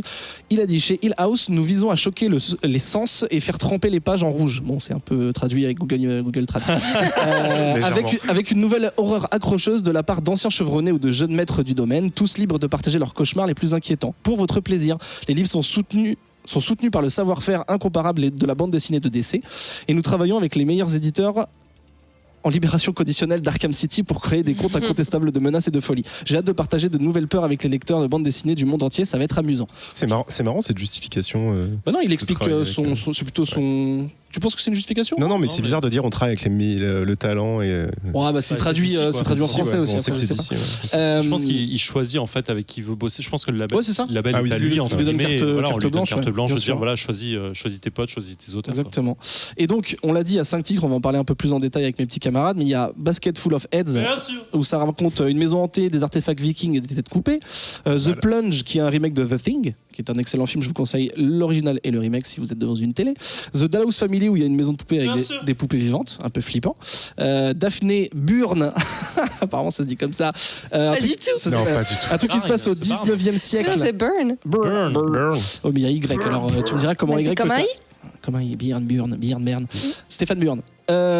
Donc Stéphane Byrne, Daphné Byrne, c'est au 19e siècle à New York, et Sea Dogs, qui est une histoire un peu de pirate, un peu chelou, qui va être dispatchée dans les titres que j'ai dit, et, parce que c'est moi qui vais en parler pas tout de suite, mais je l'ai gardé pour la fin, The Lolo Woods. Ça fait beaucoup rire Lulu, ce titre. Oui, c'est le bois des lolos. Je bois C'est dans pas- ton lolo. Ah, si, j'ai. Donc les bois profonds, quoi. C'est le truc de C'est dommage parce que Ça, c'est encore c'est dommage parce pire. qu'avec Nosferatu, tu sais, t'avais bien Ouais. tu nous avais là, impressionné, t'as et puis là tout d'un fait, coup, ouais. Vous avez un échantillon de c'est ça, c'est ma un gamme. Le spectre de Lulu est infini, qui est donc une histoire d'une petite ville minière où les gens finissent par oublier ce qui s'est passé, mais il y a des horreurs qui se sont passées. Donc voilà, on va pouvoir ouvrir le débat sur ce petit truc. C'était un petit avant-goût de ce voilà, exactement. Parlons-en. Qui veut commencer à Moi, je peux commencer parce que la première Vas-y, fois que j'ai entendu parler de ce truc, c'était dans les années 2019. Quand j'ai. Non, mais en fait, j'ai Une vu. autre décennie. C'est vrai. Alors, c'est un débat là. Alors oui, non, bon, ok. Je Là, il y n'ouvrirai a pas les cette trois- boîte. on ouvre, de c'est ça, réponse. ouais. Non, Vas-y, pardon, vas-y, je enchaîne, regrette. Joseph. C'était une autre année. En fait, et j'avais. Je sais plus où je l'ai vu, mais donc j'ai vu que. A Basket Full of Head. Oh bah le panier plein de têtes, hein. Était en train de sortir et que c'est Joe Hill qui l'écrivait. Et donc je me suis dit, ok, Joe Hill, j'ai lu Lock and Key, j'ai tout dévoré, j'ai kiffé. C'est le fils de Stephen King, donc je kiffe encore plus. Et donc je vais forcément lire ça. Et donc j'ai vu qu'il y avait effectivement son label qui allait venir, enfin sa ligne éditoriale à lui, personnelle, sa collection, on disait, qui allait venir. Donc je me suis dit, ok, je vais tout lire de ça. J'ai toujours pas tout lu. Mais par contre, la sortie est pas forcément régulière, ce qui est un peu stressant par moment, mais c'est pas grave. Bah il a dit qu'il voulait nous stresser, hein. Ouais, ça marche. Et donc voilà, donc j'ai lu Dollhouse, The Dollhouse. Laurent. Hey, allez, allez, allez. high five Je l'ai directement. Oh, je l'ai pas. Laurent Delahousse. Ah oui, D'accord, d'accord. petit effet comme Je vais faire un Octoshop, je m'en bats les couilles. Je vais faire une maison de poupées où toutes les poupées auront sa gueule. Oh non, cauchemar. Laurent Delahousse, je le note, attends, je le note. Normalement, vous l'avez déjà vu sur Twitter, parce que le temps que j'ai. Ouais, c'est ça. Ça viendra de là. Exactement. Et donc Basket Full of Head. Et donc voilà, j'ai bien kiffé. Je trouve que tout n'est pas égal en termes d'histoire et de qualité. En fait, c'est ce qui est un peu dommage, mais c'est plutôt. Enfin, je pense que c'est l'idée en fait de pouvoir plaire à tout le monde. Et voilà. Moi, j'ai mis ma pièce sur A Basket Full of Heads. Et en fait, j'avais lu l'extrait dans un autre comics, les quelques premières pages. Ok, cool. C'était du Black Label aussi? Non. Ah, je sais plus, honnêtement. Ok. J'ai tellement de comics. Je sais plus exactement où c'était. Et en fait, j'avais été ultra attiré par le graphisme. Mhm. Alors, j'ai plus qui dessine, j'ai plus en tête, mais je vais vous dire ça pendant que je suis en train de meubler avec ma Oh, bouche. c'est un Vas-y, métier. cherche. En train de parler, c'est Lomax ou oui, c'est Lomax. Léo Max, ouais. Léo Max. avec des couleurs de Dave Stewart. Meilleur gars. Donc, Allez, forcément, c'était un beau truc. Et en fait, au tout début, on voit quelqu'un avec. Alors, je croyais que c'était Number 7, mais ça ne l'est pas. Avec une parka jaune en train de marcher sur un pont, avec un panier dans lequel il y a une tête qui est en train de parler toute seule. Ok. Et voilà. Et en fait, ça commence comme ça, et on voit ce même pont 2 jours. On comprend que c'est bien avant, avec une nana qui est dessus, dont son copain qui est flic est en train d'arriver. Ils sont en train de discuter. Bref, il y a un petit jeu entre eux. Et en fait, ils vont faire leur vie. Là, le gars a un appel du shérif qui dit merde, on a 3 détenus du pénitencier qui se trouve aux abords de la ville qui se sont échappés, et il faut mettre la ville sous lockdown parce que c'est dangereux pour les habitants de la ville, parce que tu comprends, c'est des voleurs de banque, et on ne sait pas exactement. Ils volent des banques, Ils pas l'argent, volent que les banques. J'avais banque bâtiment. populaire en tête. Et du coup, voilà. Et donc, se passe ce qui se passe.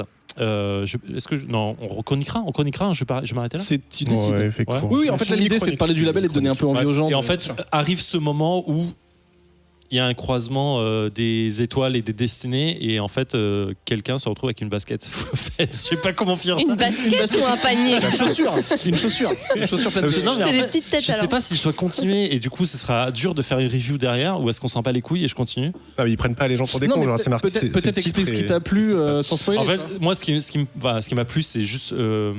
Tu sens que c'est du. Alors, en fait, c'est dur de comparer son fils à son père tout le temps, mais tu sens que c'est dans la lignée en forcément, fait, de ouais. Stephen King, Bien dans le sûr. sens. C'est une petite ville du Maine Ouais. qui aurait des petits problèmes autour des ténèbres et qui attirait des monstres, ça m'étonnerait pas. Voilà, avec une histoire qui travaille plus sur les personnages et leur caractère plutôt que sur le fantastique qui arrive à côté d'eux, en fait, et comment le fantastique les frappe et arrive dans leur vie, en fait. C'est un peu du Stephen King dans l'idée. Et voilà, le seul truc qui me fait peur avec Joe Hill, en général, c'est que comme son père, il a du mal à finir ses histoires. Et je trouve que ses fins sont... Alors, pour ses comics, parce que c'est un peu ce que je reproche à Lock and Key, c'est que la fin, elle est un peu décevante par rapport au reste. Et en fait, t'as l'impression qu'il a du mal à finir, comme beaucoup de bouquins de Stephen King, en fait. Et du coup... Voilà, cette histoire-là, j'ai très envie de la continuer. Là, il n'y a que 3 issues qui sont sortis de mémoire. C'est toutes des 4. mini-séries, du coup, j'imagine que c'est. Tu sais en combien Je c'est? sais même pas. Non, d'accord. Je fais que lire Ok. tous les mois. Très bien. Voilà, j'ai juste peur en fait qu'il sache pas vraiment, qu'il sache où il va, mais pas comment finir correctement le truc, ou peut-être laisser trop ouvert, ou ce genre de choses. En fait. Et du coup, tu peux nous parler de Sea Dogs, qui est la série un peu éclatée dans toutes les Et titres donc qu'on a Sea dit. Dogs, c'est À la fin, c'est ça? Voilà, c'est ce qu'on trouve à la fin de chaque issue dans De chaque série. de chaque série. Et en fait, on a la partie 1 dans donc Basket Full of Heads, on a la partie 2 dans Dollhouse, je crois, D'accord. et ainsi de suite. Et en fait, obligé de tout acheter. voilà, c'est le côté Bien sûr. si vous voulez lire Sea Dogs, vous êtes obligé de tout lire. Moi, j'ai commencé à lire, j'ai pas accroché plus que ça, donc dès que j'arrive à la fin de mon comics, en fait, je saute la fin, je regarde pas la suite de la série. Je pense que si la sortent en TPB plus tard, je la lirai à ce moment-là, parce que ça me fait chier d'aller chercher ailleurs, un peu comme les events d'ici en général, ça me fait chier d'aller chercher dans les autres comics pour comprendre ce qui se passe. Mais voilà, c'est une histoire de pirate qui se passe au fin du XVIIIe siècle, je crois. Et apparemment, il y a des trucs bizarres qui se passent sur le bateau, c'est un peu fantastique aussi. Et par contre, ce qui est amusant, c'est que cette histoire de Sea Dogs, ils en font référence dans plusieurs séries. Donc c'est un peu méta en fait. Dans The Lolowood, il y a les filles qui en font référence quand elles vont au ciné et un truc comme ça. Donc je pense qu'il y a je sais pas s'ils veulent pas en faire un univers partagé de toutes ces séries en fait. Peut-être. Je sais pas. Après moi, ça m'a fait penser à. Alors j'ai pas lu Sea Dogs, même si j'ai lu The Lolowoods. Ça m'a fait penser notamment Lulu et. Oh, mais à tout jamais. À tout jamais. Comment Insupportable. on le prononce mal ou c'est juste Non, c'est parce que ça fait le penser à mot des lolos en fait. Des Oui, nichons. d'accord, mais est-ce qu'on le prononce assez mal? The Lolowoods. The Lolowoods. Bah oui, enfin, avec l'accent. Mais c'est pas ça que je dis, c'est Ouais, drôle. Ça me fait penser, C'est drôle. notamment parce que je suis en train aussi de lire Conan, où tu as la BD Conan, et à la fin, tu as toujours une petite histoire écrite du même thème, enfin dans le même univers. Et là, c'est en BD, mais c'est pareil, c'est un peu une histoire éclatée. Alors, je sais pas quelle est la part de on vous raconte une histoire cool, partagée, et on veut que vous achetiez tous les comics, mais je trouve ça assez cool d'avoir fait qu'une des séries est éclatée, quoi. Effectivement, peut-être que ça sera un univers partagé. Je sais pas trop quel serait je me le. dis, s'il faut, Sea Dogs, Ça me semble c'est compliqué, le truc de base qui va créer énormément de séries du Black Label. Genre, en fait, c'est un truc qui est arrivé à la fin de Sea Dogs qui a créé ce qui se passe dans The Dollhouse, ce qui se passe dans. Ah, genre dans la ouais. timeline, Tu vois, tu veux en dire, fait, si s'il tu faut, veux mettre la ça timeline dans le bon arrive. Ouais, sens. s'il faut, C'est aussi une façon de développer une nouvelle collection. Oui, bien sûr. Non, mais en Oui, fait, c'est un comme liant ils en pour font les trucs. référence Enfin, dans les autres dans la comics, hausse, oui, c'est ils faux, ont leur c'est ça. propre. D'ailleurs, est-ce que La tu peux nous en propre parler un petit origine, peu ouais. de Dollhouse. qui est bien meilleur que Daphne Byrne. que tout plein. Dollhouse ou Daphne Byrne? Bah, comme tu veux, Dollhouse. allez. Ok, bah je commence par Dollhouse. De toute façon, Daphne Byrne, j'aurais pas grand chose à dire parce que c'est vraiment de la merde. Voilà. Merci. Je viens de taquer Joe Hill sur une de mes photos, attention. Il va t'entendre. Désolée. Mais C'est pas lui qui a c'est pas écrit. qui a écrit. Ah, mais c'est quand même ça. Donc, The Dollhouse Family, la famille dans la maison de poupée. Première impression, bon, j'ai un peu pris ce qui restait en fait, parce que vous aviez déjà mis vos pièces sur les autres T'as pris séries. la deuxième meilleure série. Ça balance. C'est vrai, c'est vrai. Moi, j'ai pris ce qui me plaisait Mais graphiquement. Et après, En voyant la couverture, je me suis dit, oh, je sais pas si je vais aimer, parce que bon, c'est un peu le style graphique des couves de Dollhouse Family. Et franchement, le premier, j'ai pas aimé du tout. Zef est en train de mourir. Après, bon, je me suis habituée. Donc l'auteur, c'est Mike Carey, illustrateur David Gross. De Jim. Ouais. Il est dégueulasse, David Tout Gross. ou pas pas. Bah écoute, je sais pas, je connais pas. Et donc là, ça se passe en Angleterre, à la fin des années 70. Et donc c'est une petite famille, 2 parents, une petite fille. Le père est un gros con, la maman est super sympa. What Bah si. Ah oui, c'est vrai. C'est le beau-père, en et fait, la c'est pas le père. C'est le beau-père, je crois. Non, non, c'est le père. Ah oui, pardon, j'ai rien dit. Je me tais. Et la petite fille reçoit en héritage une maxi maison de poupée d'une tante américaine, voilà, qui vient de mourir. Et, Pourquoi faire ça ? Pourquoi récupérer ça ? Voilà. Et les poupées sont incluses. Voilà. Et elle est tout de suite folle de ces nouveaux jouets. Je sais pas. Bon, si, je vais quand même raconter un peu. De toute façon, je chroniquerai pas ça. Je vous le dis. Putain, moi, je vous le dis, je chronique Bon, pas. bah, raconte alors quand Donc même. elle c'est ça, joue quoi. avec ses poupées, elle les fait parler, elle leur fait prendre le thé, jouer à la dinette, tout ça, ils s'amusent bien. Et la vie de ses poupées est vachement plus sympa, vachement plus plaisante que sa vie à la maison, puisque elle est prise entre les disputes de ses parents et les fils de puterie de son père. Parce que c'est vraiment un gros fils de pute. Et Tu nous regardes. quand la maman de la famille dans la maison de poupées lui propose, donc à Alice, elle s'appelle Alice, la petite fille, de Alice. voilà. Ah bah oui. Eh Moi, ben je sais oui, pas. Ok. j'avais pas pensé, Ok. effectivement. Alice. Donc la maison de la maman de la maison de poupée lui demande à la petite fille de venir passer du temps à l'intérieur de la maison avec eux. Et Bien sûr, elle va le faire, quoi. Bien évidemment. Et donc N'importe quoi. elle n'hésite pas une seule seconde. Et donc elle répète la formule magique qui va lui permettre de rétrécir suffisamment pour pouvoir rentrer dans la maison. Et donc passer du temps avec cette famille. Voilà, donc ça c'est le point de départ. Après, en fait, c'est une double narration puisque... je me trompe pas. Non, si, c'est ça, ouais. c'est ça. Puisqu'on a aussi une histoire donc, qui est en fait l'origine, on comprend que c'est l'origine de la maison de poupée et de la magie aussi, qui là se passe plutôt fin 18e, début 19e. Donc, c'est, On est en 1700 et quelques. Voilà. ouais, ça. donc là, c'est 2 scientifiques un peu qui vont donc explorer l'Irlande. Donc 2 scientifiques anglais voilà, qui vont cartographier l'Irlande. Et il y en a un qui rentre dans une grotte et qui dit non, t'inquiète, je reviens dans 5 minutes, je vais juste voir. Et puis en fait, il disparaît pendant je sais pas Personne combien n'en de temps. revient jamais, on le sait très Et bien. il tombe dans une antre où il se fait alpaguer par une déesse qui veut son corps. Et La voiture ou la console ? Carrément. Oui. Allez, Ouais. c'est gratuit. ni l'un ni l'autre. Et donc ça lance en fait une lignée, quoi, une descendance qui est connectée à cette magie. Alors moi j'ai lu que les 3 premiers issues parce que je crois qu'il y en a que 3. Oui, c'est intéressant. qui est sorti. Donc on n'en sait pas beaucoup plus, mais les deux récits progressent en même temps. Franchement j'ai bien aimé Dollhouse, c'était super chouette. J'ai beaucoup aimé. Ah, Merci, non, Ah oui. mais merci. Attends, mais question, vous avez flippé sur vos lections ou pas ? Et ben pas du tout. Enfin, un petit Pas du tout. Ah, Non. J'ai toi pas flippé. Non, mais tu vois ma question, C'est tendu. Ouais, c'est d'accord. tendu. C'est cool. Ouais, franchement, c'est pas mal. C'est C'est le but, quand même. réussi du point Ouais, de vue de L'ambiance, pas de l'horreur, mais de l'ambiance. Ouais, ouais, d'accord, ouais. ok. En particulier, l'aura de la maison qui en fait est pas si sympa que ça, quoi. Ok. Parce que donc la petite fille. Bref, résiste un petit peu à la magie de la maison quand même. Ouais, je trouve. Enfin, ouais. Et bon, Faut expliquer, je veux pense pas- que sinon ça perd un peu Ouais. son sens, mais c'est perso. Bah, si vous voulez pas spoiler. Bah, après, moi, si elle me dit qu'elle a un peu flippé, que c'était tendu, moi, Oui, ça me non, suffit, mais go, perso. Mais faut après, comprendre. chacun. Du point de vue graphique, ça fait le job. C'est des couleurs assez qui font penser, je sais pas, aux années, enfin un style assez années 70. Un peu délavé, enfin un peu Voilà, passé. un peu ouais. délavé. Voilà, donc plutôt une bonne expérience et je pense que je continuerai à le lire après. Petit mot ces rapide, 3 non issues. Ben ou Zef Ah bah moi j'ai ma série si tu veux, parce que j'ai lu quand même Lolo Woods. On a rigolé, on avait fait des blagues. Non, mais- Ah, non, c'était non, sur. mais- Ah sur non, ça Dollhouse. je l'ai pas lu, pardon, je suis désolé. Zef, t'as lu Dollhouse Oui, Dollhouse, ça faisait partie de ma reading list en mode ok, je veux absolument lire cette série parce que le côté flippant des petites poupées dans une maison de poupées, je me suis dit, forcément, je vais plonger dedans. Pire chose. Et ça devance. Enfin, moi, je trouve que tout est très bon dans cette série. Ouais. Vraiment, l'ambiance générale, l'histoire sur le C'est côté. bien écrit, ouais, ouais. le côté en fait l'enfermement de la petite fille. Qui se dit je suis obligé de faire, enfin j'ai envie de m'enfuir de ma vie familiale, ça marche très bien.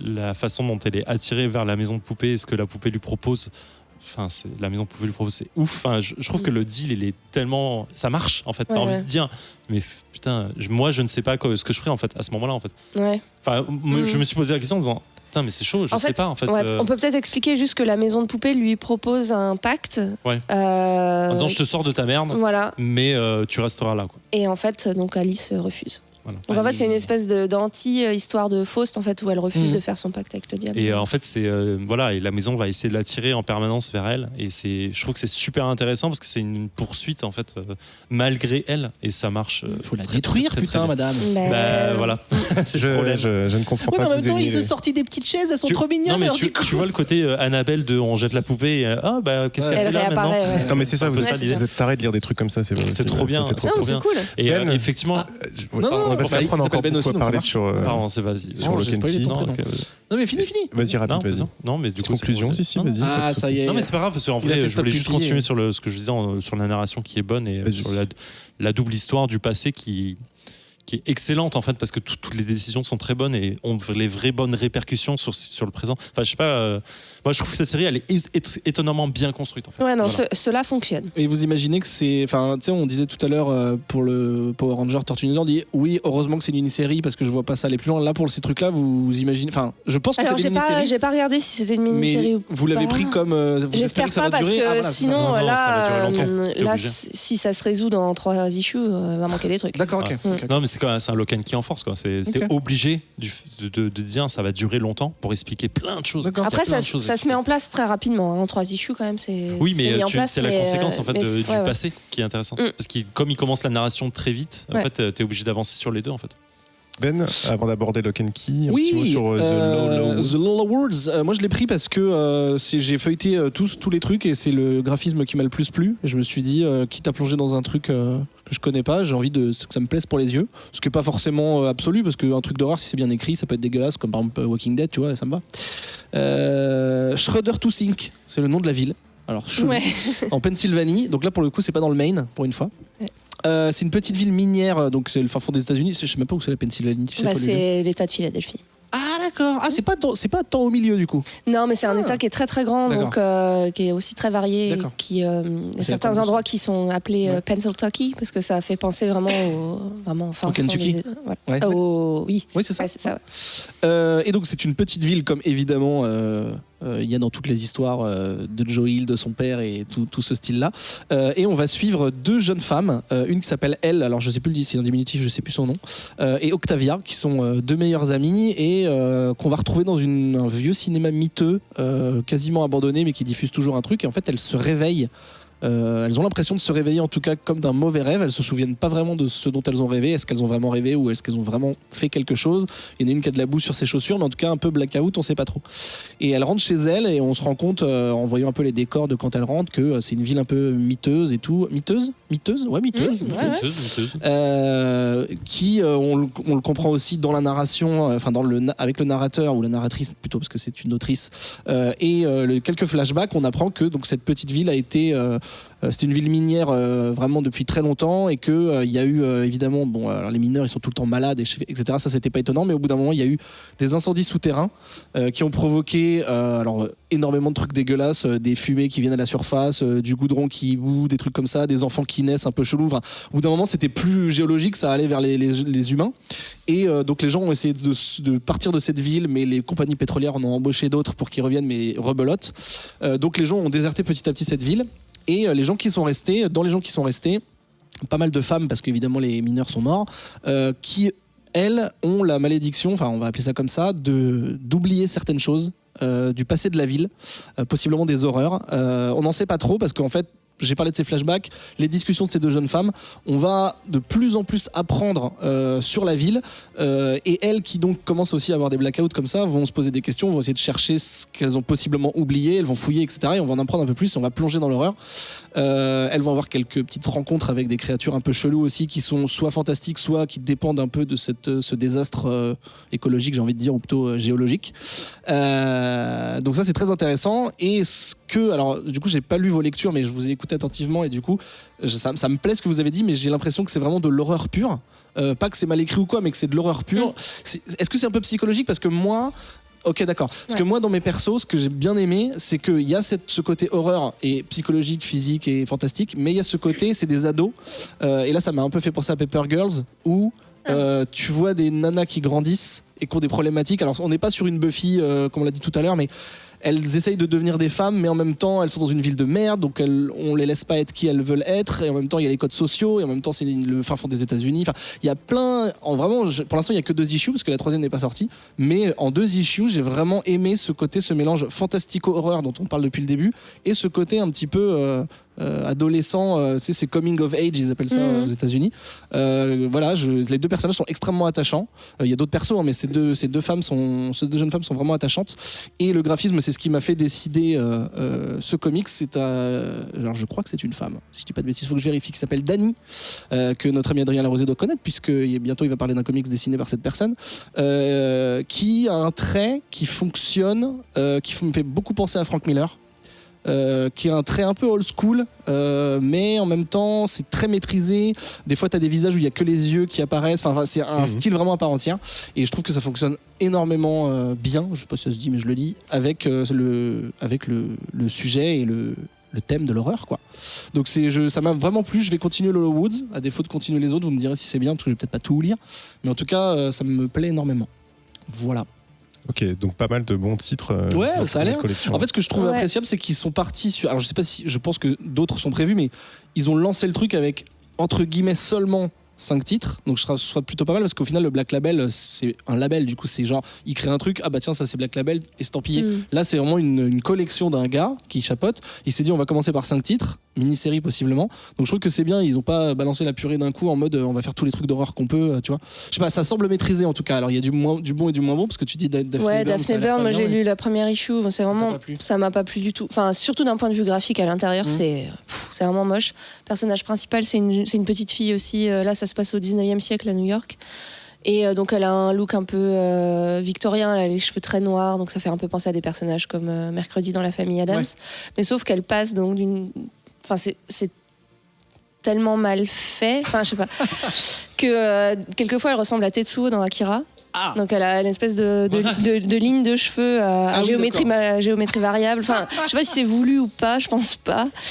Et là, c'est plus une histoire d'esprit, de convoquer les esprits, etc., de société, de spiritisme, tout ça. Et ouais. Je précise, oui, Dani est bien une femme. Voilà, je n'étais pas sûr, mais voilà. Okay. Donc voilà, je trouve ça cool que DC aille profondément. Ils vont dans du plus adulte avec Black Label, et là ils vont carrément dans l'horreur avec. Donc en fait, Vertigo n'est pas vraiment mort, et ça fait plaisir. Ouais, c'est ça. C'est ça pas mal. Une bonne continuation. Je suis d'accord. On va aborder ce pourquoi il a été connu. C'est vrai. Donc Lock and Key. Ouais. Quelqu'un veut se lancer dans le résumé de l'histoire? Zaf avait déjà fait un comics podcast. C'est une série vite fait. Là, on parle de comics, non? Ouais, le comics. Lock and Key, c'est l'histoire d'une famille, la famille Locke, qui donc Locke avec comme la serrure mais avec un E à la fin. Donc pas comme la serrure du coup. LOCK avec un E à la fin. Oui, donc pas comme la serrure. Pas comme des locks, pas comme des. C'est comme la serrure avec un E à la fin. Pas comme des merdes. Du coup, quoi. pas comme la serrure du coup, parce qu'il y a un E, donc c'est pas comme la serrure. La base comme la serrure avec un E à la fin. Parce que si c'était Lock avec un E à la fin, ça serait Lock avec 2 E. C'est bon, Adrien vient de se pendre, on peut y aller. C'est bon. Vas-y. Et du coup, qui vont emménager dans une maison familiale qu'ils ont eu depuis qu'ils ont un moment en fait, et parce que le père vient de mourir, et du coup ils veulent changer, revenir à leur source, changer un peu de vie, tout ça machin et tout. Du coup en tout cas c'est le début, c'est le pitch de base, et en arrivant dans cette maison tout le monde est un peu dévasté, c'est une vieille demeure. Attends, tu dis pas pourquoi ils déménagent? Je viens de dire le père vient de mourir. Ah, j'ai pas entendu, pardon. Non, c'est pas grave. T'étais encore sur le bloc. Non, mais j'ai pas. Et du coup voilà, c'est une vieille maison qui a jamais été rénovée. Le frère est un peu cynique. Le frère, donc l'oncle, pardon, le frère du père est un peu cynique par rapport à la maison et tout, de ce qui s'est passé dedans, mais on comprend pas exactement quoi. Et bon, très rapidement, la mère est dépressive parce qu'elle vient de perdre son mari, ce qui est compréhensible. Le fils aîné est dépressif parce que c'est en plus d'être un ado, il a ce côté. Il vient de perdre son père aussi. Il vient de perdre son père aussi, et il se met la faute sur lui parce que les conditions dans lesquelles son père est mort, peuvent faire comprendre qu'il est un peu en tort aussi. Enfin, il aurait pu le sauver, mais il n'a pas pu le faire. Bref, voilà, la fille cadette est pareil aussi. Et le fils, le dernier, qui est un peu en mode « Oh, c'est trop bien, on a changé de minimum, et tout. » Et qui se rend pas compte, en fait, qui est un peu protégé, je pense, par l'ambiance familiale et qui se rend pas compte du monde, en fait, autour de lui et qui est, voilà, content de déménager, il est super heureux, machin et tout. Et donc, il fouille un peu cette maison en mode aventure avec ses G.I. Joe... qui sont pas des G.I. Joe parce qu'ils sont trop grands pour des G.I. Joe, c'est des Action Man, merci. Ils appellent ça des G.I. Joe. Big Jim, sinon.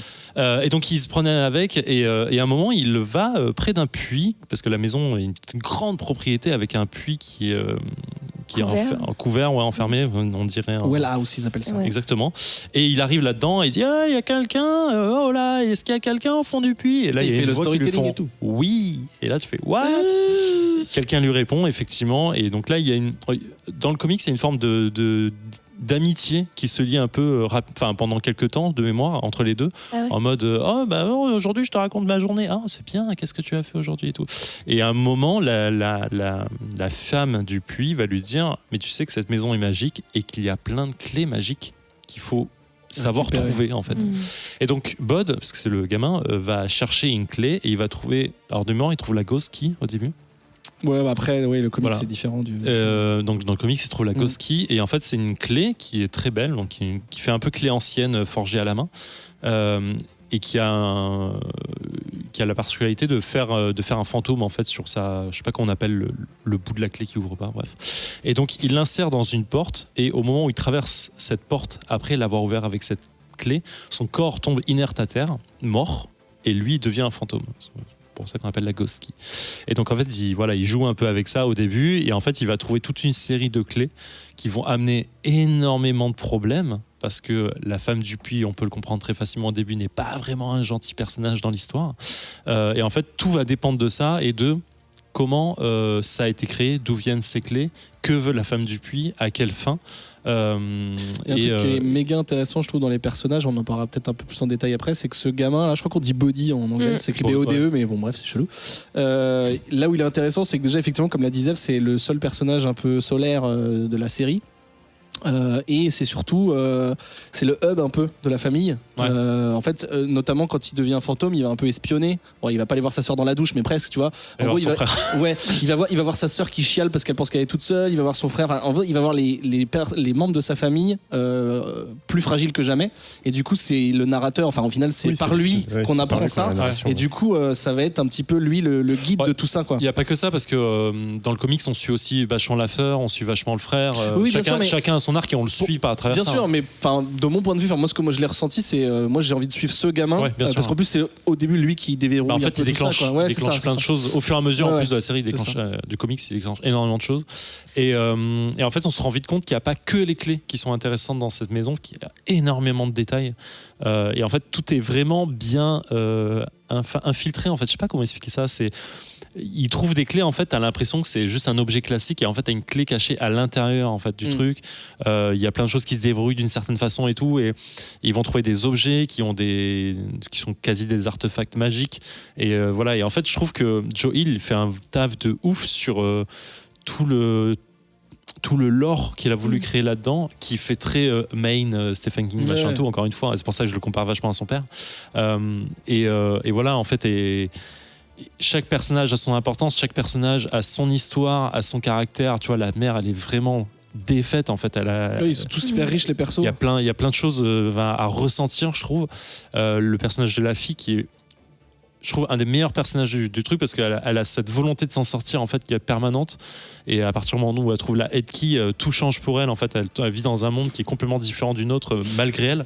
En plus, ce qui est marrant, c'est que tu vois, c'est pas juste. Alors évidemment, il y a aussi un petit côté popcorn où dès qu'il trouve une nouvelle clé, t'as tout de suite envie de voir à quoi elle sert. Carrément. Mais c'est pas juste j'ai trouvé une clé, c'est bon, je lance des boules de feu. Tu vois, c'est pas que ça. Souvent, quand ils trouvent une clé ou qu'ils mettent la main sur une clé ou une porte ou quoi, souvent c'est assez intelligemment fait ou c'est assez subtil où il va se passer un truc qui correspond à leur état d'esprit ou à ce qu'ils cherchent à ce moment-là, ou enfin tu vois, ça arrive à les atteindre quoi qu'il arrive. Voilà, c'est pas en fait c'est bien fait parce que c'est pas trop simpliste en fait. Non, bien sûr, c'est hyper subtil, bien sûr. Voilà. Ouais. Mais tu comprends quand même, je pense, il y a plusieurs niveaux de lecture, quoi. Exactement. Et surtout, tu vois tout de suite dans chaque clé l'utilisation immédiate en disant oh bah c'est cool, ça permet de faire ça, mais en fait le comics t'apprend que en fait au-delà de ça, il y a l'utilisation de base, c'est ça, mais par ça, tu peux arriver à des trucs de Oui, ouf. bah, je prends toujours l'exemple de One Piece où au début on sait que son pouvoir c'est d'être mou, donc c'est de la merde, mais en fait ils arrivent à en faire plein de trucs voilà, en différents, fait, hyper intéressants. Et quoi. c'est vraiment, c'est assez fou, je trouve.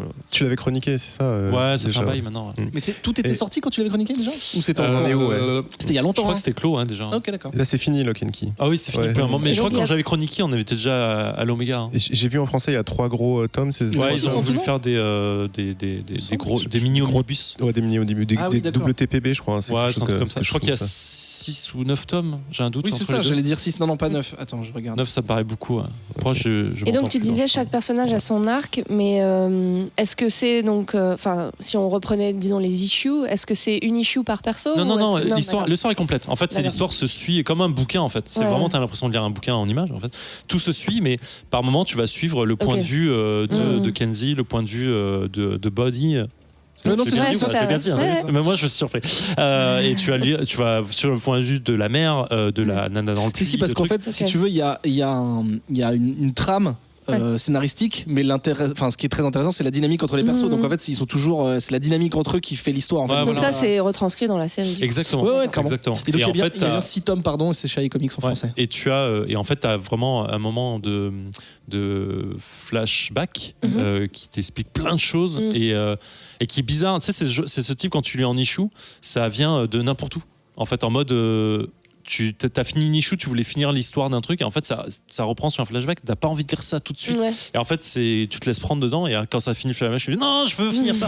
Et c'est C'est super comme bien écrit. dans Game of Thrones quand tu passes d'un personnage C'est à l'autre. comme dans tous les bons bouquins et histoires, c'est que t'as pas envie que ça se termine, mais Ouais. l'auteur arrive à te faire donner cette envie en fait. Ok. Juste un détail avant qu'on passe à la série, sur le comics, il y a un truc qui est aussi très intéressant, c'est le style graphique.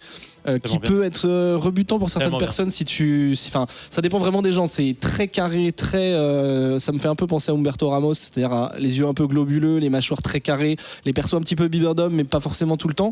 Et au début, j'ai eu du mal. Je me suis dit c'est chaud. Enfin, pas du mal parce que c'est moche ou quoi, mais je sais pas si je vais réussir à rentrer dans une histoire intimiste parce que c'est ce dont j'avais envie avec un dessin limite cartoon, et en fait ça marche très très très très bien. C'est hyper beau, c'est hyper maîtrisé. Heureusement c'est le même auteur, j'imagine jusqu'à la fin c'est le même auteur. Ouais, c'est le même. Ok, c'est Rodriguez je crois, c'est ça. Absolument. Et voilà, et donc c'est juste graphiquement c'est super. On en reparlera peut-être comparé à la série, mais en tout cas visuellement ça peut être compliqué, mais une fois que t'es dedans c'est hyper cool. Alors justement, il y a une série de 10 épisodes qui vient de sortir chez Netflix le 7 février, donc la veille de l'enregistrement.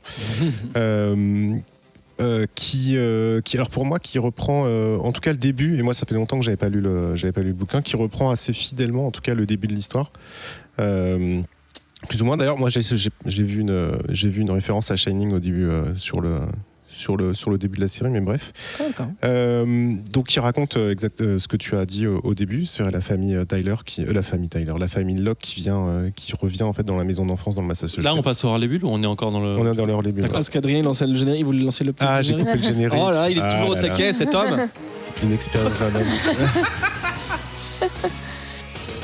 C'était une série qui était assez attendue. On retrouve quand même un casting qui est pas trop mal, notamment la mère. On la voit dans pas mal de séries. Darby Stanchfield, et il y a même un flic à Miami dedans. Ouais, Après, le Black. Ouais, c'est ça. Ouais. Après ouais. Watchmen. Mais non, c'est le gars de 21 Jump Street. C'est sûr. Ah, c'est 21 James C'est Street. le commissaire de 21 Bien Jump sûr, Street, c'est les lui, gars. c'est pas c'est lui. Oh là là, on s'est là trompé.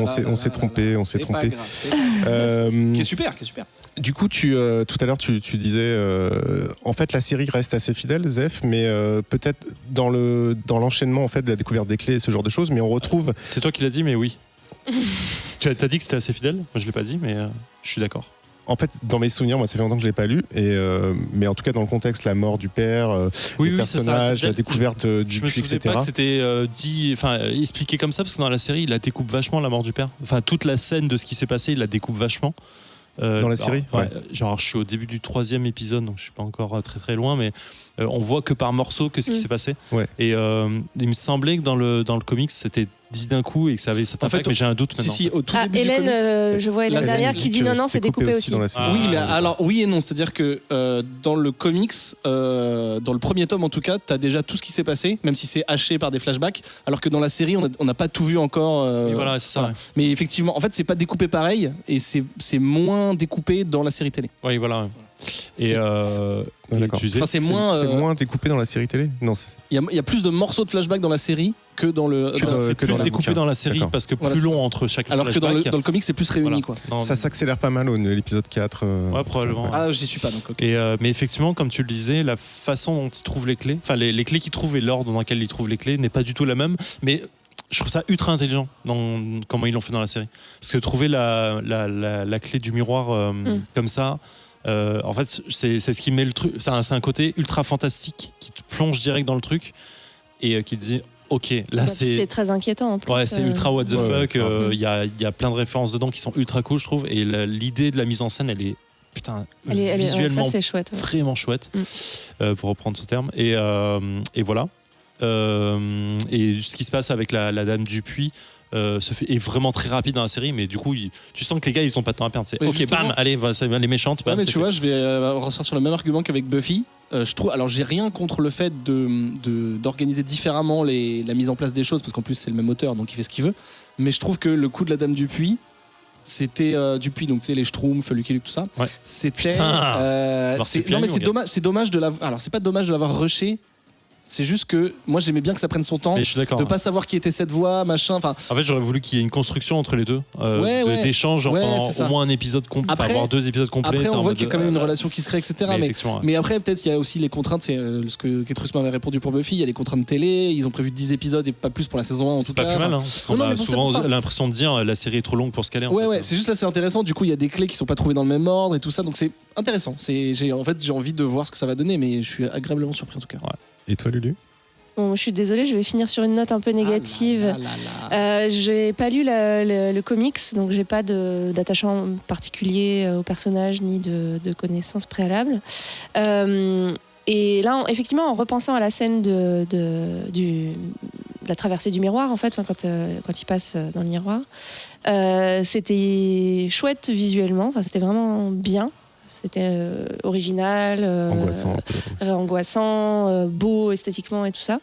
Mais en fait, l'impression que j'ai, là, en y repensant un petit peu, bon, je les ai consommés de façon très récente, donc j'ai pas beaucoup de recul, les 3 premiers épisodes. Mais finalement, là, en y repensant, c'est que c'est assez inégal du point de vue de la qualité de l'image. Excusez-moi, j'ai fait un montage entre le petit qui joue au body et Adrien Larousé jeune. Je vais mon vous mettre Dieu. ça sur Instagram et c'est abusé. Il y a cette coupe de cheveux aussi. Ouais, la coupe champignon, bah ouais. Désolé, je t'ai coupé. Ça coupe Adrien au est mort de bol, rire. C'est Ouais. coupe au C'est bol, très Black littéralement. Label. Là. Bah oui, mais au champignon aussi, les deux. Enfin, c'est un champignon au bol. Non, on disait qu'au bol parce qu'on mettait un Un bol bol pour et y tu couper coupes en autour. Non mais d'accord, mais c'est la forme d'un champignon, les gars. Bah Bref, non, donc c'est la tête qui entre en l'impression que j'ai, c'est que c'est Pénible. un peu inégal du point de vue de la qualité, en tout cas pas cinématographique, mais de l'image.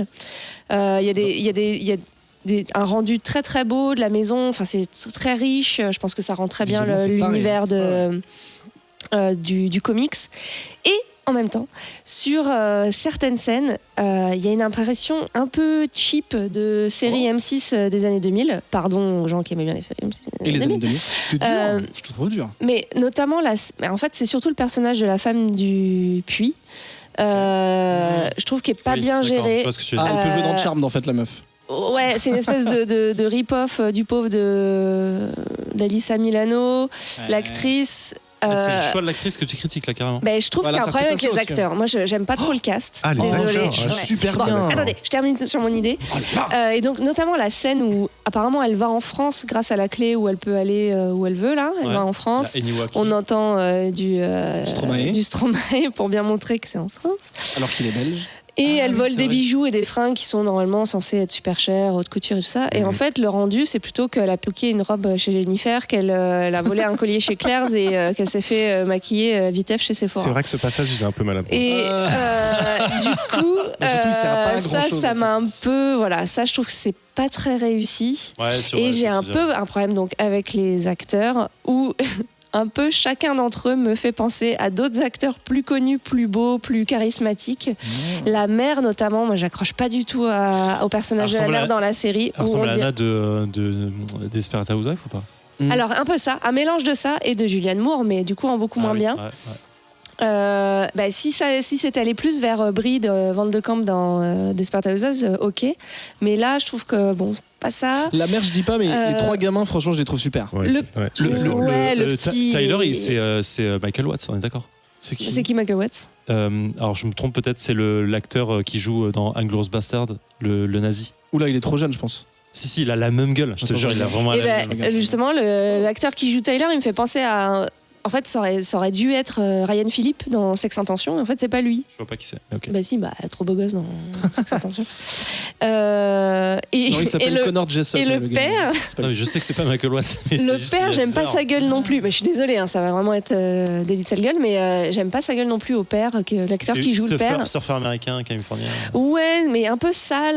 Le père, il y a un truc fait un peu chelou trop avec. parfait. Je suis assez d'accord Ben, avec toi. Parfait, mais en même temps. l'instant. Alors, je sais pas, il y a un Pour truc l'instant. chelou Non, mais- avec le père après dans le comics ou pas? Ouais, il y a plusieurs D'accord. trucs chelous. En fait, dans- Est-ce dans le qu'on comics, dirait j'aime bien ce qu'il un fasse rip-off parfait, je de Liam Neeson slash Ford, un peu, Bradley Cooper jeune. slash Ouais. Moi j'aime plein bien de qu'il fasse gens, cet mais effet-là parce que tu pas as bien. l'impression de voir du souvenir des gens et dans les souvenirs tu fais toujours un côté mais il y a un très truc Après, hyper d'accord. bizarre. Je suis pas idéalise à mort et du team, coup il est très bien à cause de ça en Je fait. suis pas team, Ouais. il faut que ce soit comme dans le comics, mais dans le comics, c'est plus un gros moustachu, un Oui, peu bourrin, voilà. et je trouve que Samuel, il est plus chaleureux. Là, il fait plus beau gosse. Non, là, ouais, il a un peu des gros ouais. muscles sous ses polos Ouais. manches longues bien, Ouais. bien ajustés. Oui, en De fait, chez c'est le Célio. père que t'as pas envie de voir mourir en fait. C'est le gars, tu dis qui choisit un autre mec, mais tue pas lui s'il te plaît. Bah là, je suis contente qu'il se fasse défoncer la gueule. L'oncle, il est cool, et c'est en plus, c'est Iceman, donc c'est Iceman des X-Men. Oui, putain. Ou c'est son frère parce que c'est des jumeaux les acteurs, je sais plus lequel c'est.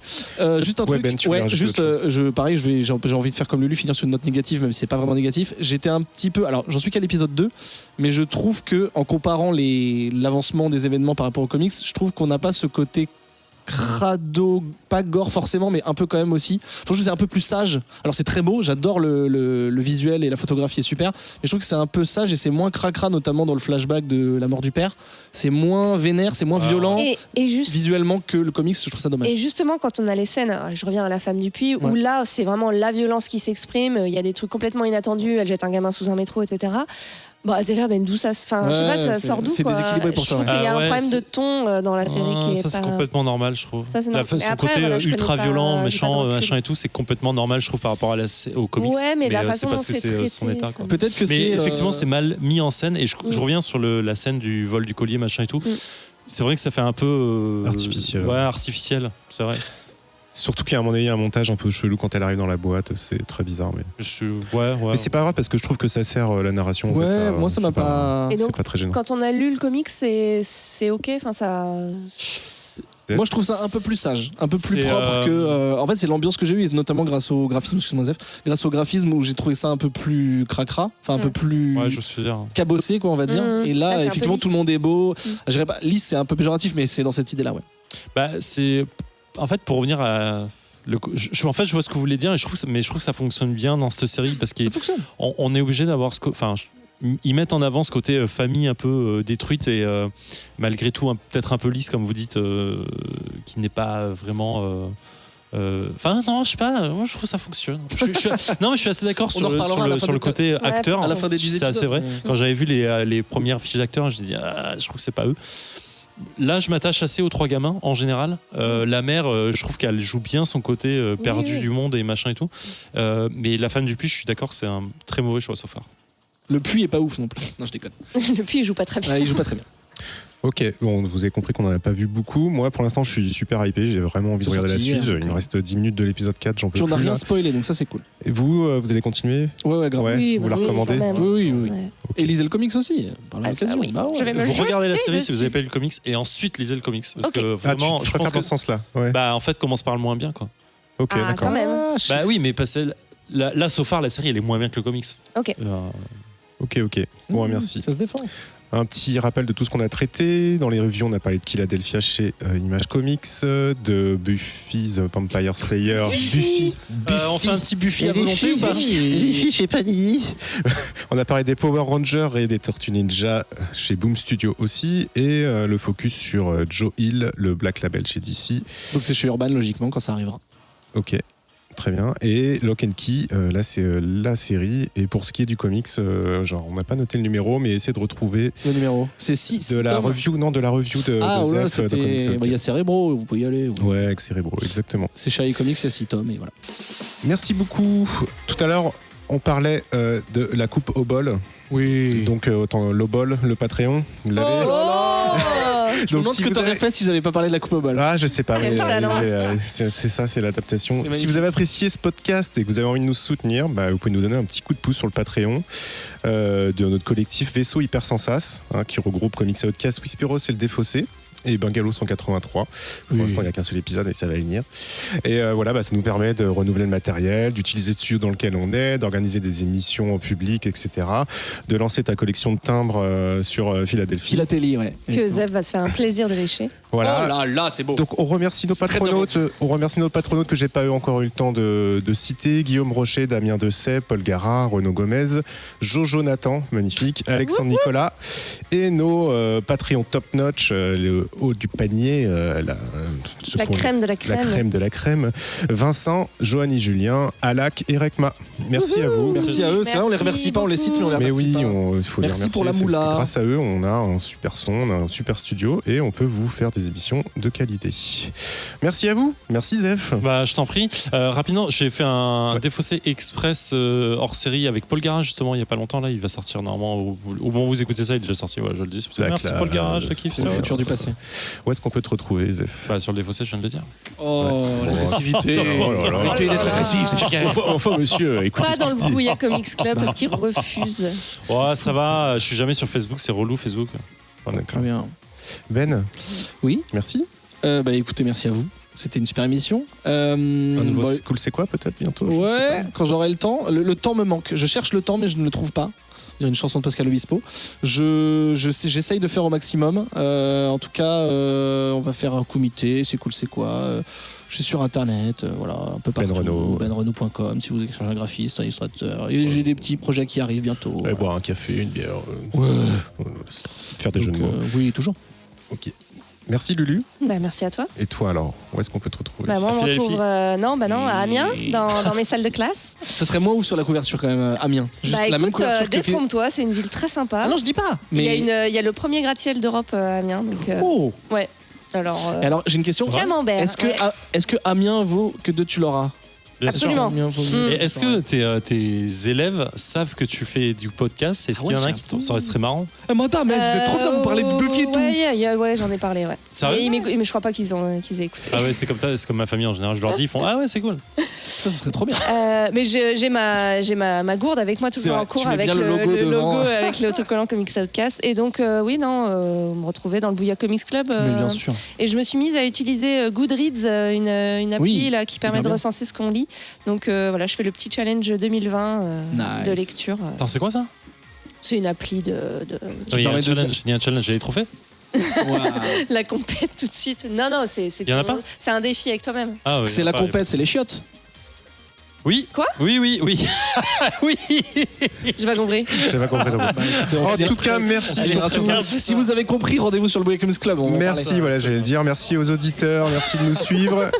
Merci les auditeurs, merci. N'hésitez pas à nous donner, de faire des petits messages, à nous dire ce que vous aimeriez bien qu'on chronique, etc. Oui, d'ailleurs, attends, sur les excuse-moi, réseaux en sociaux. parlant de ça, Oui, quoi précisément, Tu veux me couper tout le temps en fait. Je suis désolé, mais parce que c'est trop exactement dur. le sujet dont tu parles. Oui. Au Bouillador, il y avait des petits bulletins de dire les gens, ils Ah, disaient les ce qu'on pouvait recommandations, chroniquer, tout ça. oui. Donc on va se pencher dessus pour essayer de faire ça. Exactement. Désolé, je t'ai et on coupé, les mais publiera du coup sur les réseaux sociaux, Twitter, Instagram et Facebook, et bien sûr le groupe Bouya Comics Club. Merci à tous. Merci. Salut. À bientôt. Bisous. Bisous. C'est maintenant qu'on dit des conneries. Ouais, c'est là. Ça. Au bol.